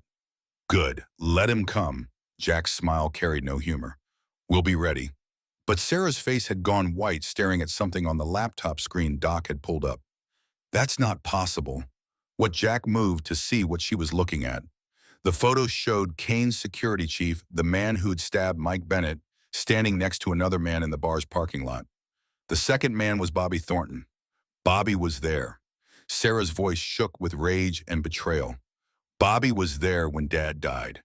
He was part of it, which means Bobby knows exactly who you are and why you've been asking questions." Marcus's face darkened. "He's not just some random thug harassing you. He's Kane's enforcer keeping Mike's daughter in line." Jack felt cold fury settle in his gut. Bobby Thornton had grabbed Sarah's wrist, had threatened her, had been part of the conspiracy that killed Mike Bennett and would have killed Claire if the Brotherhood hadn't intervened. The man wasn't just a symptom of Kane's corruption, he was an active participant in murder. "We need to get you somewhere safe." Jack looked at Sarah. "Kane knows you're with us now. He'll come after you directly." "No." Sarah's voice carried steel Jack hadn't heard before. "I'm not hiding while you finish this. Dad died fighting Kane. I'm not dishonoring his memory by running away." Sarah Jack started. "No." She cut him off, eyes blazing. "You said Mike would want someone to finish what he started. I'm his daughter. This is my fight. You've all risked your lives for me and Mom. Let me stand with you. Let me be part of taking Kane down." Jack saw Mike Bennett in Sarah's eyes. The same stubborn courage. The same refusal to back down from what was right even when backing down was safer. The same willingness to risk everything for principle. Marcus spoke before Jack could. She's right. This is her fight. Her father, her mother, her life, Kane's been destroying. Keeping her locked away while we handle it dishonors Mike's sacrifice and Sarah's courage. Luke nodded, plus Kane's already coming for her. Might as well let her help us make sure he fails. Jack looked at each of his brothers, reading agreement in their faces. Then he looked at Sarah, seeing determination and fear and courage all tangled together. Finally, he looked down at Mike's letter at the words, "Tell Sarah she was the best thing I ever did." All right, Jack made the decision. You're in, but you follow orders, stay behind us when things get violent, and if I tell you to run, you run. Agreed, agreed. Sarah's smile carried relief and gratitude. Thank you, don't thank me yet. Jack started gathering the evidence. We've got a war to plan, and Kane's not going to make it easy. The rest of the afternoon passed in tactical planning and strategic preparation. Doc made multiple encrypted copies of the USB drive, distributing them to secure locations, including a safety deposit box in another state and a lawyer's office with instructions to release everything if the Brotherhood went dark. Marcus contacted state police, bypassing Sheriff Crawford entirely, and arranged a meeting with a federal prosecutor. Luke reinforced the diner's security, installing cameras and hardening entry points. And Jack sat with Mike's letter, reading and rereading words written by a dead brother who trusted that someone would finish his fight. The weight of that trust pressed down on Jack's shoulders like physical burden, but for the first time in 3 years, burden felt like purpose instead of crushing obligation. Emily, I'm doing something that matters. His whispered words to his daughter's memory came easier now. I'm protecting someone who needs it, finishing a brother's mission, being the warrior I should have been. The phone in his pocket vibrated. Unknown number. Jack answered cautiously. Mr. Miller. The voice was smooth, educated, carrying confidence born of decades of getting what he wanted. This is Victor Kane. I believe you have something that belongs to me. Jack's hand tightened on the phone. Evidence of your crimes isn't yours, Kane. It belongs to Mike Bennett's memory and every person you've hurt. A pause, then Kane's voice returned colder. You're making a mistake. Return the evidence, leave town, and I'll forget this happened. Refuse, and I'll destroy you and everyone you care about. Jack's laugh carried no humor. I'm 65 years old with stage 4 cancer. I've got maybe 6 months to live. My daughter's dead, my marriage is over, and I've been waiting to die for 3 years. You think threats scare me? Another pause, longer this time, Kane recalculating based on new information. Then perhaps you care about Mike Bennett's daughter. She's very vulnerable. So many things could happen to her. The threat ignited fury in Jack's chest, white hot and clarifying. You come after Sarah Bennett and it'll be the last thing you do. I promise you that. Bold words from a dying man, not dying yet. And I've got enough life left to make sure you pay for killing Mike Bennett, poisoning Claire Bennett, and terrorizing their daughter. You're done, Kane. It's just a matter of how hard you want to make it on yourself. Kane's voice dropped to deadly quiet. I've survived challenges from better men than you, Mr. Miller. I'll survive you too. The line went dead. Jack set down the phone and looked around the diner at his brothers, at Sarah, at Maggie. They were all watching him, waiting to hear what Kane had said. He knows about my cancer, knows I'm dying, tried to use it as leverage. Marcus's expression darkened. And I told him I've got enough life left to finish this. Jack stood, rolling his shoulders, feeling old injuries protest. Kane's scared. Scared men make mistakes. We push him, keep the pressure on, force him into doing something stupid. What if he comes after Sarah directly? Doc voiced the fear they all shared. Then he learns what happens when you threaten a Marine's daughter. Jack's voice carried absolute conviction. We protect her, whatever it takes, no matter the cost. The sun was setting when Sheriff Crawford's cruiser pulled up outside the diner. The lawman climbed out slowly, hand resting on his service weapon, eyes scanning the parking lot before settling on the diner's windows. He couldn't see inside through the shaded glass, but he knew they were there. Knew what they'd done at the hospital. Knew Kane wanted them stopped. Crawford entered the diner with exaggerated caution posture, suggesting he expected violence. Maggie met him at the door, arms crossed, expression unwelcoming. We're closed for private party, Sheriff. I can see that. Crawford's eyes found Jack at the back booth. Need to talk to Jackson Miller. Jack stood, hands visible, non-threatening. I'm right here, Sheriff. What can I do for you? You interfered with medical care this morning. Kidnapped a patient from Hillside Care Center. That's a felony. That patient is Claire Bennett being poisoned by her doctor on Victor Kane's orders. We saved her life. Jack kept his voice level. And we've got evidence proving it. Want to see Crawford's face twitch to uncertainty showing. I don't know what you think you know. We know Mike Bennett was murdered by Kane's people. We know Claire was being slowly poisoned. We know you've been paid to look the other way. Jack pulled out his phone showing a photo of the financial documents. Want me to keep going, or would you rather get in front of this before federal prosecutors show up and arrest everyone on Kane's payroll? The sheriff's hand dropped from his weapon, fear replacing bluster. I didn't know. You knew enough, Marcus's voice cut through Crawford's stammering. Question is whether you're Kane's man or the law's man. Choose carefully. Your next words determine whether you go to prison with Kane or get immunity for testimony. Crawford looked around the diner, seeing 4 combat veterans who'd faced down worse threats than a small-town sheriff, seeing Maggie Henderson, whose family had lived in Eagle Ridge for 3 generations, seeing Sarah Bennett, whose father he'd failed to protect.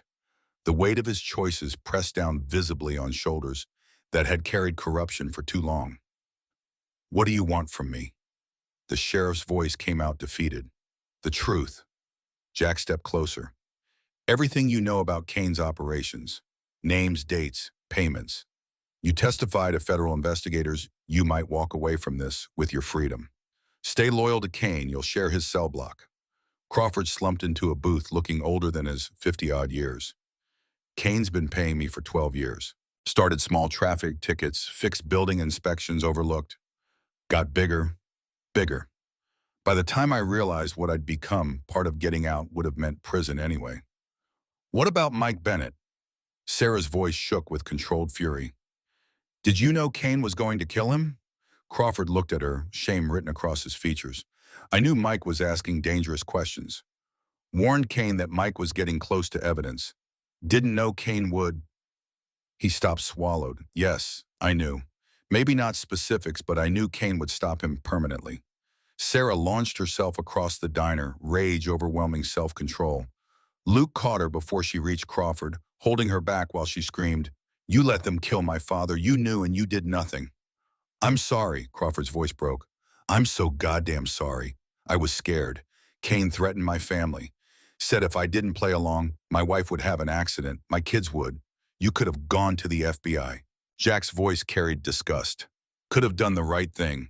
Instead, you helped Kane murder a Marine and poison his widow. You don't get absolution just because you were shared. Crawford nodded, defeated. You're right, I'll testify. Give you everything. Just promise me my family stays safe. Kane can't reach them. We'll make sure of it.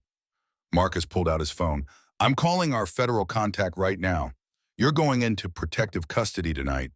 Kane won't be able to touch you or yours. As Marcus made the call, Jack sat across from Crawford, studying the broken man who'd chosen corruption over courage. How many people did Kane hurt because you looked the other way? Crawford's eyes filled. Too many. God help me, too many. God might. Jack's voice was iron. But Mike Bennett's daughter won't. You live with that. The evening that followed was a blur of federal agents' protective custody arrangements and tactical planning. Crawford was whisked away to a safe house, his family following under guard. The federal prosecutor, a sharp woman named Jennifer Alvarez, who'd made her career taking down corrupt officials, reviewed the evidence with barely concealed excitement. This is the most comprehensive documentation of municipal corruption I've seen in 20 years. Alvarez's eyes gleamed as she scrolled through the files. Kane the mayor, half the city council, 2 judges, and the sheriff all wrapped up in a bow. Mike Bennett did incredible work. Mike Bennett died for that work. Sarah's voice carried grief and pride tangled together. He deserves credit. He'll get it. Alvarez looked at Sarah with sympathy. When this goes to trial, your father will be remembered as a hero who stood up when no one else would. When does the trial happen? Jack asked. When do you move on Kane arrests? Start tomorrow morning. Federal marshals will execute warrants simultaneously on Kane, his son, and 8 other conspirators. By this time tomorrow, Victor Kane's empire will be in ruins. Jack felt satisfaction settle in his chest. Good, that's good. But Alvarez's expression turned serious. Kane's dangerous. He knows his time is short. Men like him don't go quietly. You all need to be careful. Stay somewhere secure until the arrests are complete. We'll be fine. Jack's confidence wasn't bravado. We've handled worse. After the feds left the Brotherhood and Sarah regrouped at the diner. Maggie had prepared food nobody felt like eating, but they forced themselves to consume fuel their bodies would need for whatever came next. The atmosphere was strange relief at Crawford's confession, anticipation of Kane's imminent arrest, but also nervous tension because experience taught that operations never went perfectly clean. Sarah sat beside Jack, picking at her food without eating. It's really almost over. Almost. Jack covered her hand with his. Tomorrow, Kane gets arrested. Then comes trial, probably takes a year or more. But you and your mother will be safe. That's what matters. What happens to you, Sarah's question carried weight. After Kane's arrested and Mom's recovering, what happens to the Brotherhood? We go back to what we do. Jack's smile was gentle. Help veterans. Ride. Live whatever time we've got left, doing something that matters. How long do you have? Sarah's eyes found his. Really, Jack had never been good at lying. 6 months, maybe less. Cancer's pretty aggressive. Sarah's tears fell silently. You came here to die protecting me. I came here to live protecting you. Jack's correction was important. First time in 3 years I've felt alive. Your father gave me that gift twice, once in Kuwait, once through you. I'm grateful. They sat in comfortable silence, two people bound by shared loss and newfound purpose. Outside, Eagle Ridge settled into another night of slow decline. But tomorrow, federal marshals would sweep through like avenging angels, and Victor Kane's reign of corruption would end. Jack allowed himself to feel hope for the first time since Emily's funeral. Mike's mission was almost complete. Sarah and Claire would be safe. Justice would be served, and Jack would have died or lived for something that mattered. Emily, I did it. His silent words to his daughter felt like prayer. I protected someone, finished Mike's fight, made my last days count. You'd be proud, baby girl. In the gathering darkness, 4 old warriors and 1 young woman waited for dawn to break and justice to arrive. They'd fought through worse odds. They'd survived worse dangers. Tomorrow they'd see Mike Bennett's sacrifice honored and his family protected. Tomorrow was going to be a good day. Dawn broke over Eagle Ridge with the kind of crystalline clarity that made everything look sharp-edged and dangerous. Jack stood outside the diner, coffee steaming in the cold air, watching federal vehicles position themselves throughout the town like chess pieces, preparing for checkmate. 3 black SUVs, 2 unmarked sedans, all carrying U.S. Marshals and FBI agents who'd driven through the night to execute arrest warrants on Victor Kane and his empire of corruption. Jennifer Alvarez pulled up in her own vehicle, power suit, and bulletproof vest, creating an incongruous combination. She approached Jack with the kind of energy that came from lawyers who'd finally landed the case that would define their careers. We move in 20 minutes. Her voice carried controlled excitement. Simultaneous arrests of Kane, his son Victor Jr., Bobby Thornton, and 5 other key conspirators. By noon, Kane's organization will be dismantled.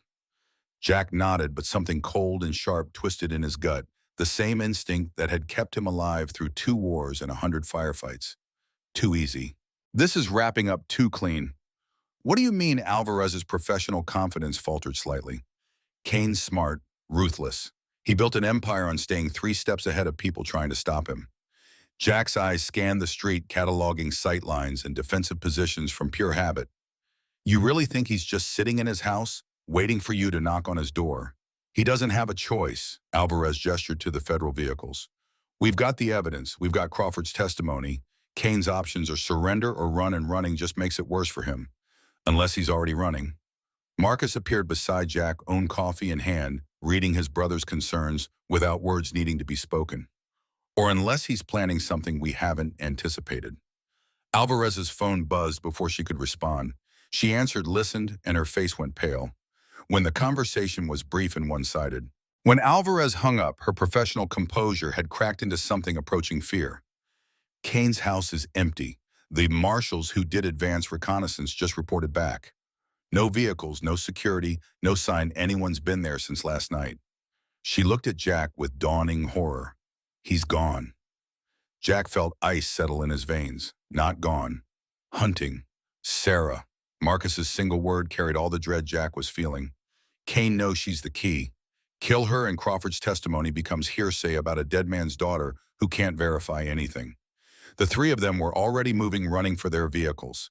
Jack's Harley roared to life, Marcus and Luke beside him on their own bikes. Doc appeared from inside the diner, reading the situation instantly from their faces. Kane's coming for Sarah. Jack's voice cut through the engine noise. Where is she? Still inside. Doc's hand moved to his waistband where Jack knew he kept a pistol. Maggie's with her. There, the explosion cut off whatever Doc was about to say.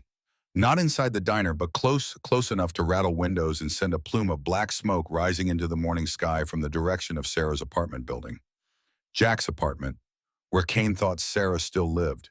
That's a diversion. Jack's combat instincts screamed warnings his conscious mind was still processing. Kane wants us focused on the explosion while he hits the real target. The diner.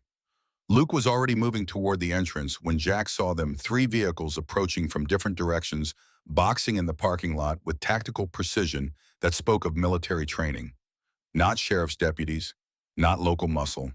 Professional operators moving with coordinated purpose. Inside now, Jack was through the diner door before he finished, shouting, Marcus and Luke flanking him, Doc bringing up the rear. Maggie and Sarah were behind the counter, Maggie's shotgun already in her hands. Sarah's face pale but determined. Back room. Jack made the tactical assessment in seconds. The diner's front was all glass, indefensible. The kitchen had one door reinforced with limited sight lines for attackers. Not great, but better than being trapped in a fishbowl. They moved as one, Jack herding Sarah ahead of him, Maggie following with her shotgun, Marcus and Luke covering the retreat. Doc threw the deadbolt on the back door and started pushing a heavy steel prep table against it as an improvised barricade. How many? Sarah's voice shook but held steady. Jack counted vehicles and probable occupants. 15, maybe 20, professional contractors, probably ex-military. Kane spent serious money on this. Can we hold them? Maggie chambered around in her shotgun with the kind of competence that spoke of decades living in a place where law enforcement was 30 minutes away on a good day. Long enough for the feds to get here. Jack pulled out his phone, already dialing Alvarez. We've got defensible position, limited entry points, and the first burst of automatic weapons fire shattered every window facing the street simultaneously. Glass exploded inward in a deadly rain, booths and tables disintegrating under concentrated fire designed to suppress rather than kill. Jack threw himself over Sarah, covering her body with his own, while Marcus and Luke returned fire through the shattered windows, forcing Kane's people to take cover. Alvarez's voice came through Jack's phone, tinny and distant under the gunfire. What's happening? We're hearing shots. Kane's hitting the diner. 20 shooters, automatic weapons, professional execution. Jack's voice stayed level despite chaos erupting around him. How fast can you get here? 5 minutes. Marshals are already moving. Hold on, Jack. The line went dead. 5 minutes, an eternity in combat. Jack had seen entire battles won or lost in 5 minutes. Had seen men die in the seconds between heartbeats. 5 minutes was forever when people were shooting at you. Marcus Jack called over the sound of gunfire. How's our ammunition situation? 3 magazines for my pistol. Marcus was positioned behind an overturned table, returning fire with controlled precision. Luke's got similar. Doc 2 mags. Doc had moved to cover the back door, weapon drawn. If they try to breach from the rear, we're in trouble. Maggie's shotgun boomed and Jack heard a scream from outside. 1 shell left after that. The old woman's face was grim but steady. Then I make it count, a voice called from outside, amplified through a megaphone. Jackson Miller, you're surrounded. Send out Sarah Bennett and we let everyone else walk away. You've got 60 seconds to decide. Jack looked at Sarah, who'd wedged herself into the corner of the kitchen, pale but composed. They were asking him to trade her life for his own and his brother's. Asking him to break the promise he'd made to Mike Bennett, to dishonor the code he'd lived by for 65 years. Over my dead body. Jack's response needed no amplification to carry. Kane wants her, he goes through me first. The answering burst of gunfire suggested Kane's people had expected that response. Bullets punched through the diner's thin walls, ricocheting off kitchen equipment, sparking against steel surfaces. Sarah screamed and covered her head. Maggie crouched beside her shotgun, ready, placing her own body as additional shield. Luke grunted, hit, but still firing back, blood spreading across his shoulder. Flesh wound. He kept shooting, teeth gritted against pain. Takes more than that. Marcus's weapon clicked empty. He dropped the magazine, loaded his second, kept fighting. Jack, we can't hold this position. They're going to rush us, and when they do, I know. Jack's mind raced through tactical options and found them all terrible. The back door was their only exit, but Kane's people would be watching it. The moment they tried to run, they'd be cut down in the open. Unless someone created a distraction. Unless someone bought time for Sarah to escape while drawing all fire onto themselves. Jack looked at his brother's Marcus with one magazine, left Luke bleeding and down to his last rounds, Doc positioned at the back door with maybe 30 bullets total. Looked at Maggie with her single shotgun shell.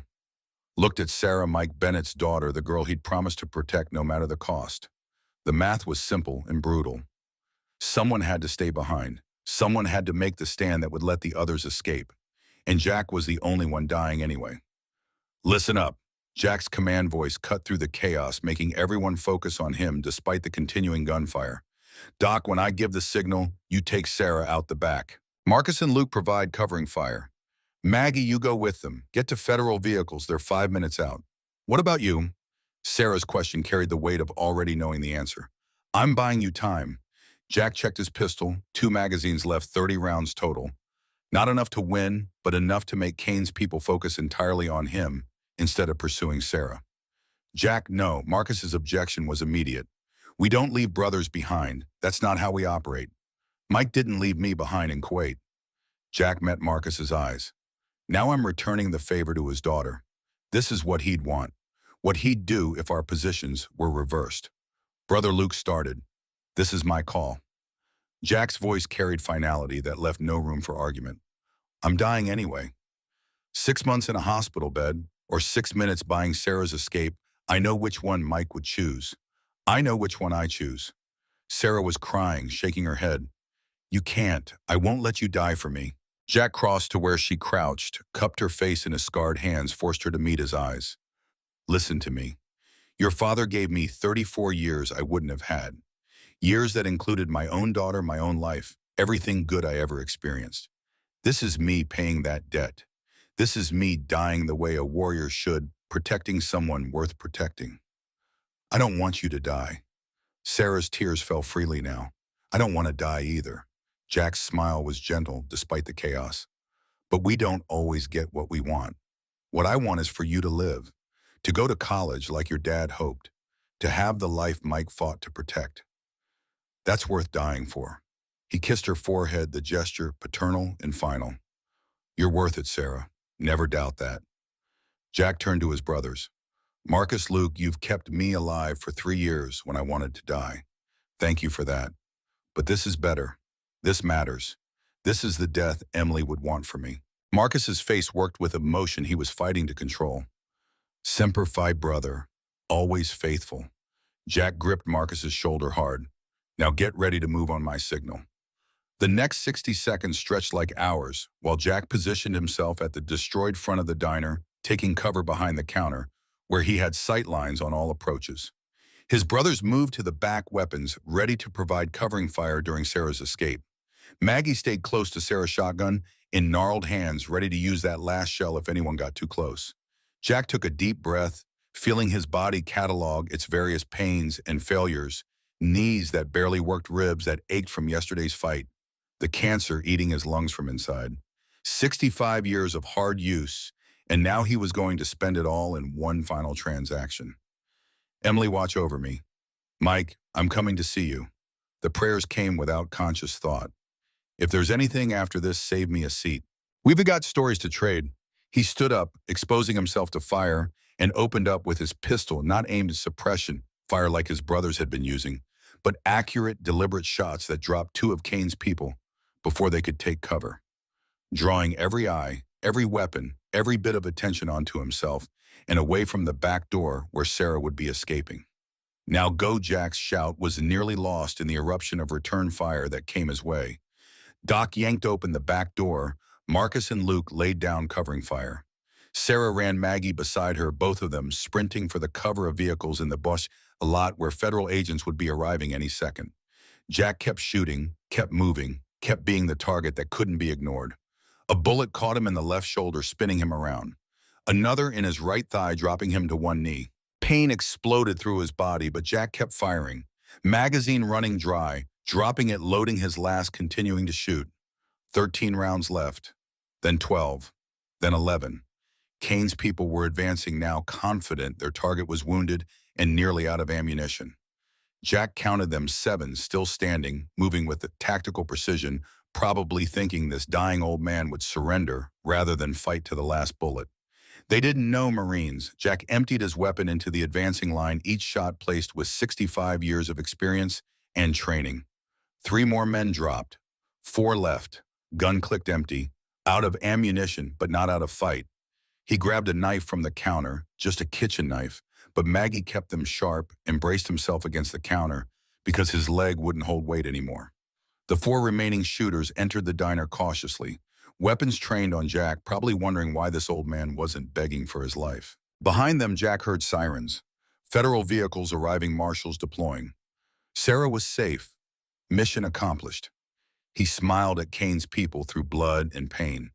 You boys got played. Spent all your ammunition and time on me while the real target got away. Your boss is going to be pissed. One of them, the leader Jack guessed from his positioning, lowered his weapon slightly. You're dying, old man. We can call an ambulance. You don't have to. Jack laughed, the sound wet and painful. I'm dying anyway, cancer. 6 months, maybe less. But I got to choose how. Got to die protecting someone worth protecting. That's more than most people get. The sirens were close now, maybe 30 seconds away.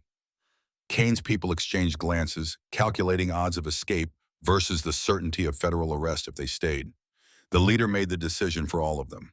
Fall back, mission scrubbed. They withdrew in professional order, leaving Jack bleeding out behind the diner counter. He let himself slide down back against the cabinets, hand pressed to the shoulder wound that was pumping blood with each heartbeat. The thigh wound was worse arterial, probably given how much blood was pooling around him. Should have been more scared. Should have felt panic as his life bled out onto Maggie's diner floor. But Jack just felt tired and strangely peaceful. He'd done it. Kept his promise to Mike. Protected Sarah. Died like a warrior instead of wasting away in a hospital bed. Emily's photo was in his pocket. Jack pulled it out with trembling, blood-slicked fingers, looked at his daughter's smile one last time. I did good, baby girl. Saved someone. Mattered. You'd be proud. Footsteps pounded through the diner, federal agents, Marcus's voice calling his name, but they all sounded distant and unimportant compared to the quiet settling over Jack's consciousness. So tired, so ready to rest. Hands pressed against his wounds, trying to stop bleeding that couldn't be stopped. Voices shouting for medics. Someone, Marcus, probably crying while trying to keep pressure on injuries that had already done their fatal work. Jack found Marcus's face above him. Tell Sarah, his brother leaned close. Tell her what, Jack? Tell her she's worth it. Worth everything. Her dad would be proud. Jack's voice was fading, words requiring effort that was getting harder to summon. And thank you for giving me 3 more years, for being brothers when I had nothing left. Don't you die on me. Marcus's command voice was broken by grief. God damn it, Jack, don't you die. But Jack was already somewhere else. Vision tunneling, sounds fading. He saw Emily standing in light that didn't hurt his eyes, smiling the way she had when she was alive and happy in his. Saw Mike Bennett in his dress uniform saluting with the kind of respect reserved for warriors who'd completed their final mission. Sarah's safe, Jack's last words came out barely audible. She's safe, Marcus's voice cracked. She's safe, brother. You did it. Good, Jack's eyes closed. That's good. The world went quiet. The pain stopped. And Jackson Miller, Marine Force Recon, 65 years old, and finally at peace, went to join his daughter and his brothers, who'd gone before. Sarah watched from behind federal vehicles as EMTs rushed into the diner, watched them emerge carrying a stretcher bearing a sheet-covered form that could only be Jack. She tried to run to him, but gentle hands held her back. Jennifer Alvarez faced grim, explaining that Jack was gone, that he'd died buying them time, that he'd died a hero. The words meant nothing. Sarah had lost her father 5 years ago to Kane's violence. Now she'd lost the man who'd stepped in to finish what Mike started, the warrior who'd treated her like the daughter he'd lost. 2 fathers dead because they'd believed protecting her was worth dying for. Marcus appeared face-haggard, blood covering his hands and shirt. He opened his arms, and Sarah collapsed into them, sobbing against his chest, while this man who'd been Jack's brother held her the way Jack would have if he'd survived.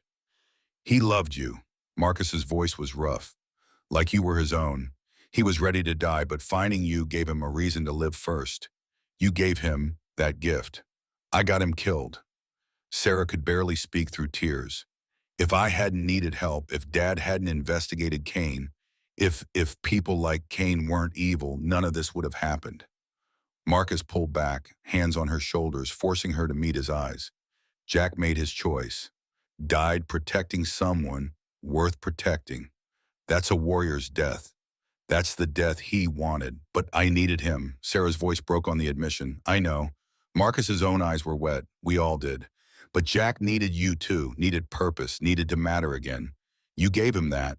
These last few days with you, fighting for you, that was him alive again for the first time since Emily died. The diner was a crime scene, now federal agents documenting everything, collecting evidence of the firefight that had turned a small-town breakfast spot into a battlefield. Maggie stood with Luke, who'd been treated for his shoulder wound and refused transport to a hospital, both of them staring at the destruction with shell-shocked expressions. Doc approached Sarah and Marcus, his face older than it had been a week ago. I was with him at the end. He wasn't scared, wasn't in pain. He just let go, like he'd been holding on for years and finally had permission to rest. What do we do now? Sarah's question encompassed everything, the loss, the grief, the sudden absence of the man who'd made her feel safe for the first time since her father died. Now we finish what Jack started. Marcus's voice carried steel beneath the grief. Kane's still out there. He ordered this.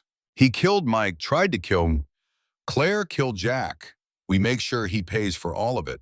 The federal marshals found Victor Kane 3 hours later, holed up in a hunting cabin 40 miles outside Eagle Ridge with his son and Bobby Thornton. They'd been preparing to flee the country, had fake passports and a chartered plane waiting. The marshals hit the cabin with overwhelming force, and Kane, so used to buying his way out of problems, discovered that money didn't stop bullets or arrest warrants. By nightfall, Kane's son Bobby Thornton and 17 other conspirators were in federal custody. Mayor, city council members, the 2 corrupt judges, all arrested, all facing decades in prison. Mike Bennett's evidence had blown apart an entire network of corruption that had strangled Eagle Ridge for over a decade. Sarah stood in Hillside Care Center's parking lot as the sun set, looking up at her mother's window. Claire had been moved back from Carlson County once the immediate danger passed, and doctors said she was improving rapidly now that the poisoning had stopped. In a few weeks, she'd be strong enough to come home. Home. Sarah wasn't sure where that was anymore. The apartment was destroyed, whether from Kane's explosion or the firefight, she wasn't sure. The diner was a crime scene that would be closed for weeks. Everything familiar had been shattered, and the man who had promised to protect her was dead. Marcus found her there, standing alone in the gathering darkness. Brought you something. He handed her a box, small, wooden, clearly handmade. Sarah opened it to find Jack's Marine Corps medallion, the one he'd worn on his dog tags, alongside a letter in Jack's distinctive handwriting. When did he write this? Last night. Marcus's voice was thick. After everything calmed down, but before this morning, he said if anything happened to him, I should give this to you. Sarah's hands trembled as she unfolded the letter. Baron, if you're reading this, I didn't make it. That's okay, I was dying anyway. And going out protecting you is a hell of a lot better than wasting away in a hospital bed. I want you to know that these last few days with you have been the best I've had since Emily died. You gave me purpose again, made me feel like a father, a protector, a warrior. On all the things I'd stopped being when I lost my daughter. You remind me of Emily in the ways that matter, not looks, but heart. That stubborn courage. That refusal to quit, even when quitting would be easier. That capacity to keep loving, even when love has cost you everything. Your father saved my life in 1991. I tried to repay that debt by protecting you, but I think I actually got more than I gave. You saved me too, Sarah. Pulled me back from the edge I'd been standing on for 3 years. Gave me a reason to live before I died. I'm giving you my medallion because I want you to remember what it stands for. Honor, courage, commitment.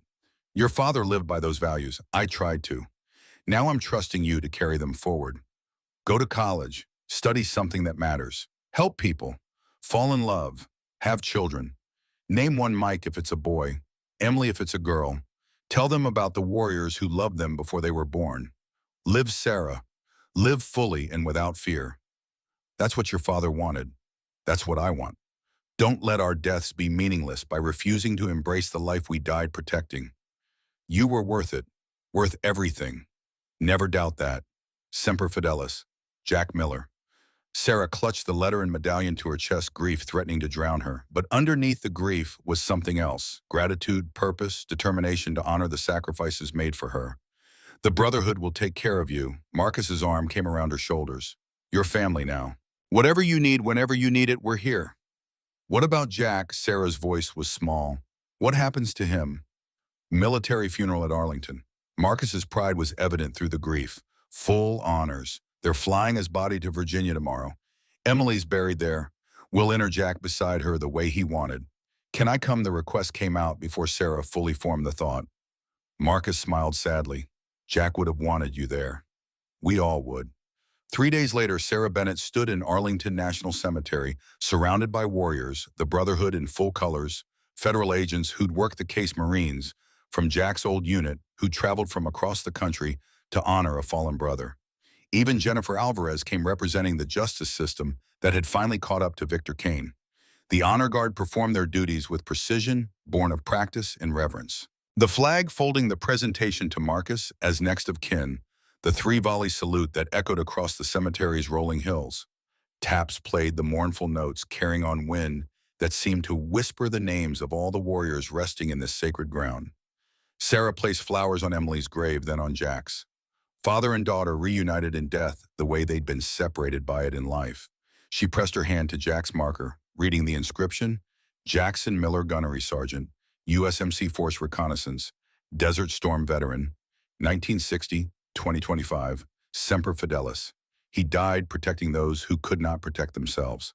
The words Marcus had chosen for the marker seemed inadequate to encompass everything Jack had been, everything he'd done. But then words always fell short when trying to capture warriors. Thank you. Sarah's whispered words were meant for both graves. Thank you for loving me, for protecting me, for showing me what courage looks like. She placed Jack's medallion on his grave, then reconsidered. Jack had given it to her for a reason, wanted her to carry those values forward. She slipped the chain around her neck, feeling the weight of it settle against her chest beside her father's medallion. 2 warriors, 2 medallions, 2 men who died believing she was worth dying for. Sarah would spend the rest of her life trying to be worthy of that belief. The trial of Victor Kane lasted 3 months and became national news. Federal prosecutors presented overwhelming evidence of corruption, murder, and racketeering that made even hardened journalists shake their heads in disgust. Mike Bennett's documentation proved every charge, and Crawford's testimony filled in gaps that documents couldn't cover. Kane's defense tried everything, claiming evidence was fabricated, attacking Crawford's credibility, suggesting the Brotherhood had manufactured the case. But the jury saw through it all, saw Kane for what he was, a predator who'd used money and influence to terrorize an entire town. The verdict came back unanimous, guilty on all counts, life in prison without possibility of parole. Sarah was in the courtroom when they read the verdict. Watched Kane's face crumble as he realized money couldn't save him this time. Watched Bobby Thornton led away in chains to serve his own life sentence for murder. Watched justice, real justice, finally being served. Jennifer Alvarez found her in the courthouse hallway afterward. Your fathers would be proud, both of them. This conviction stands as proof that corruption doesn't win forever, that good people fighting back can make a difference. It costs too much. Sarah's voice carried the weight of all the losses.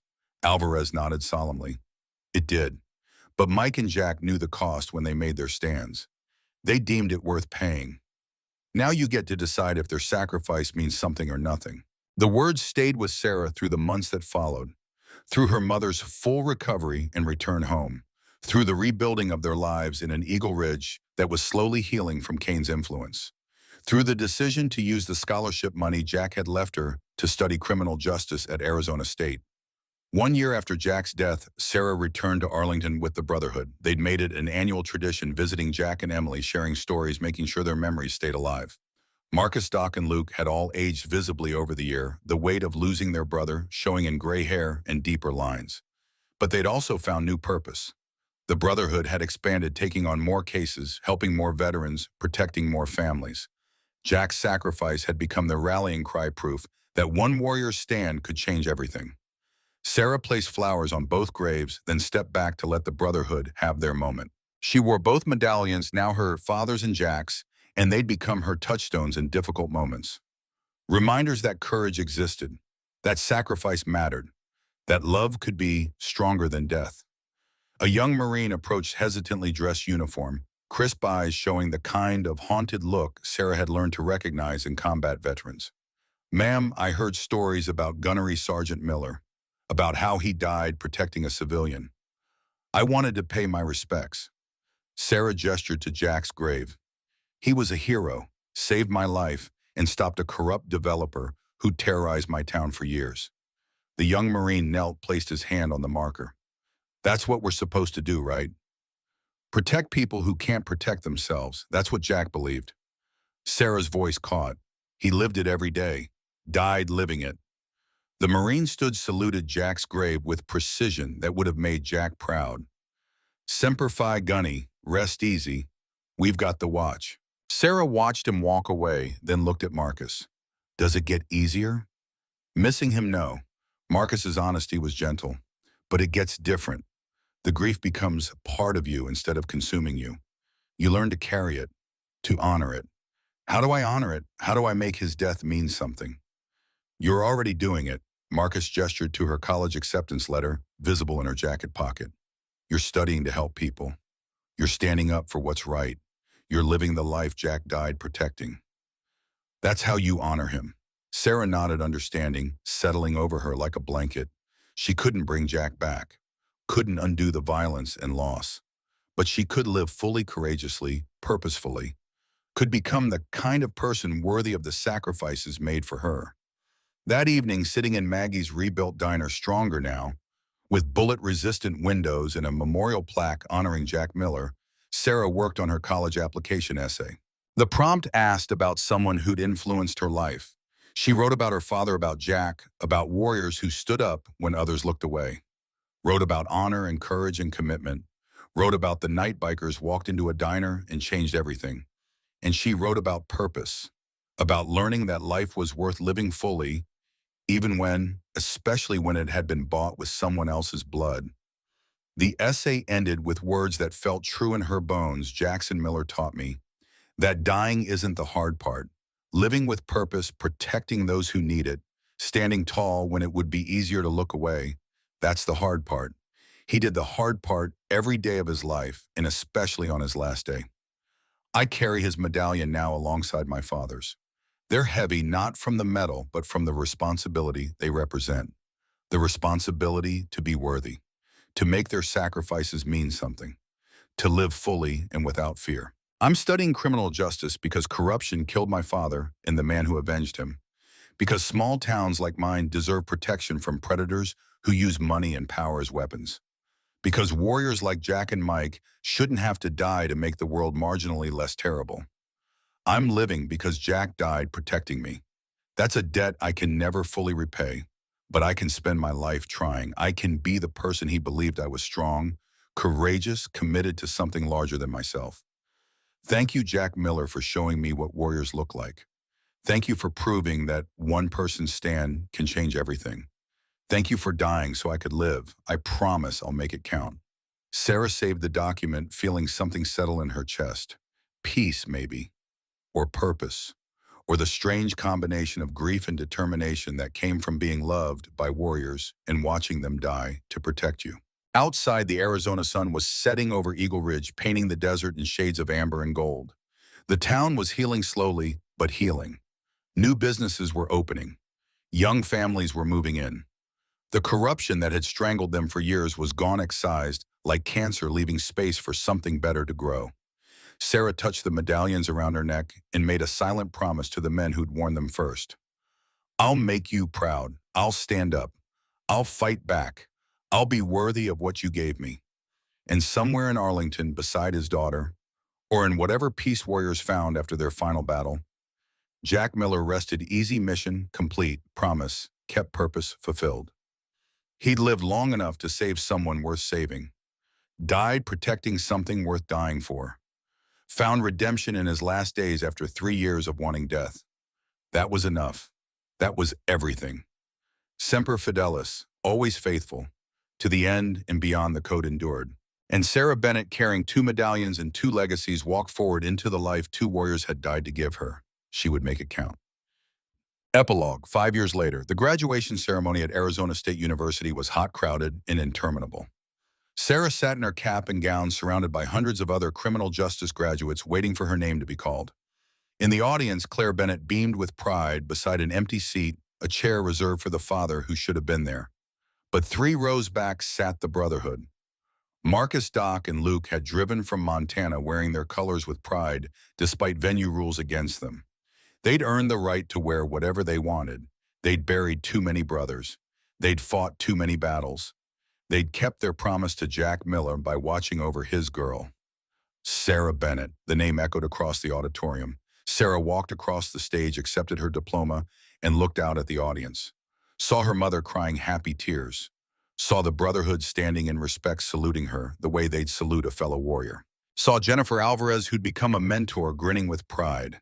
And felt just for a moment as if her father and Jack were watching too. Proud, at peace, knowing their sacrifices had mattered. After the ceremony, Sarah found the Brotherhood waiting with Claire. Marcus handed her a gift, small, wrapped simply. Jack would have wanted you to have this. Inside was Jack's challenge coin from Force Recon, worn smooth from decades of carrying. And a note in Marcus's handwriting: "You graduated magna cum laude. You're joining the FBI's anti-corruption task force next month. You're making a difference. Jack would be so damn proud, and so are we. Welcome to the fight, warrior. Semper Fi." Sarah clutched the coin and felt something complete itself. A circle that had started in a diner 5 years ago, when 4 warriors on motorcycles had walked in and changed everything. She was FBI now, would hunt corruption the way her father and Jack had, would protect people who couldn't protect themselves, would stand up when others looked away. Because that's what warriors did. And Sarah Bennett, carrying 2 medallions, 2 legacies, and 1 sacred challenge coin, was a warrior now. The old protectors had died, but their code lived on.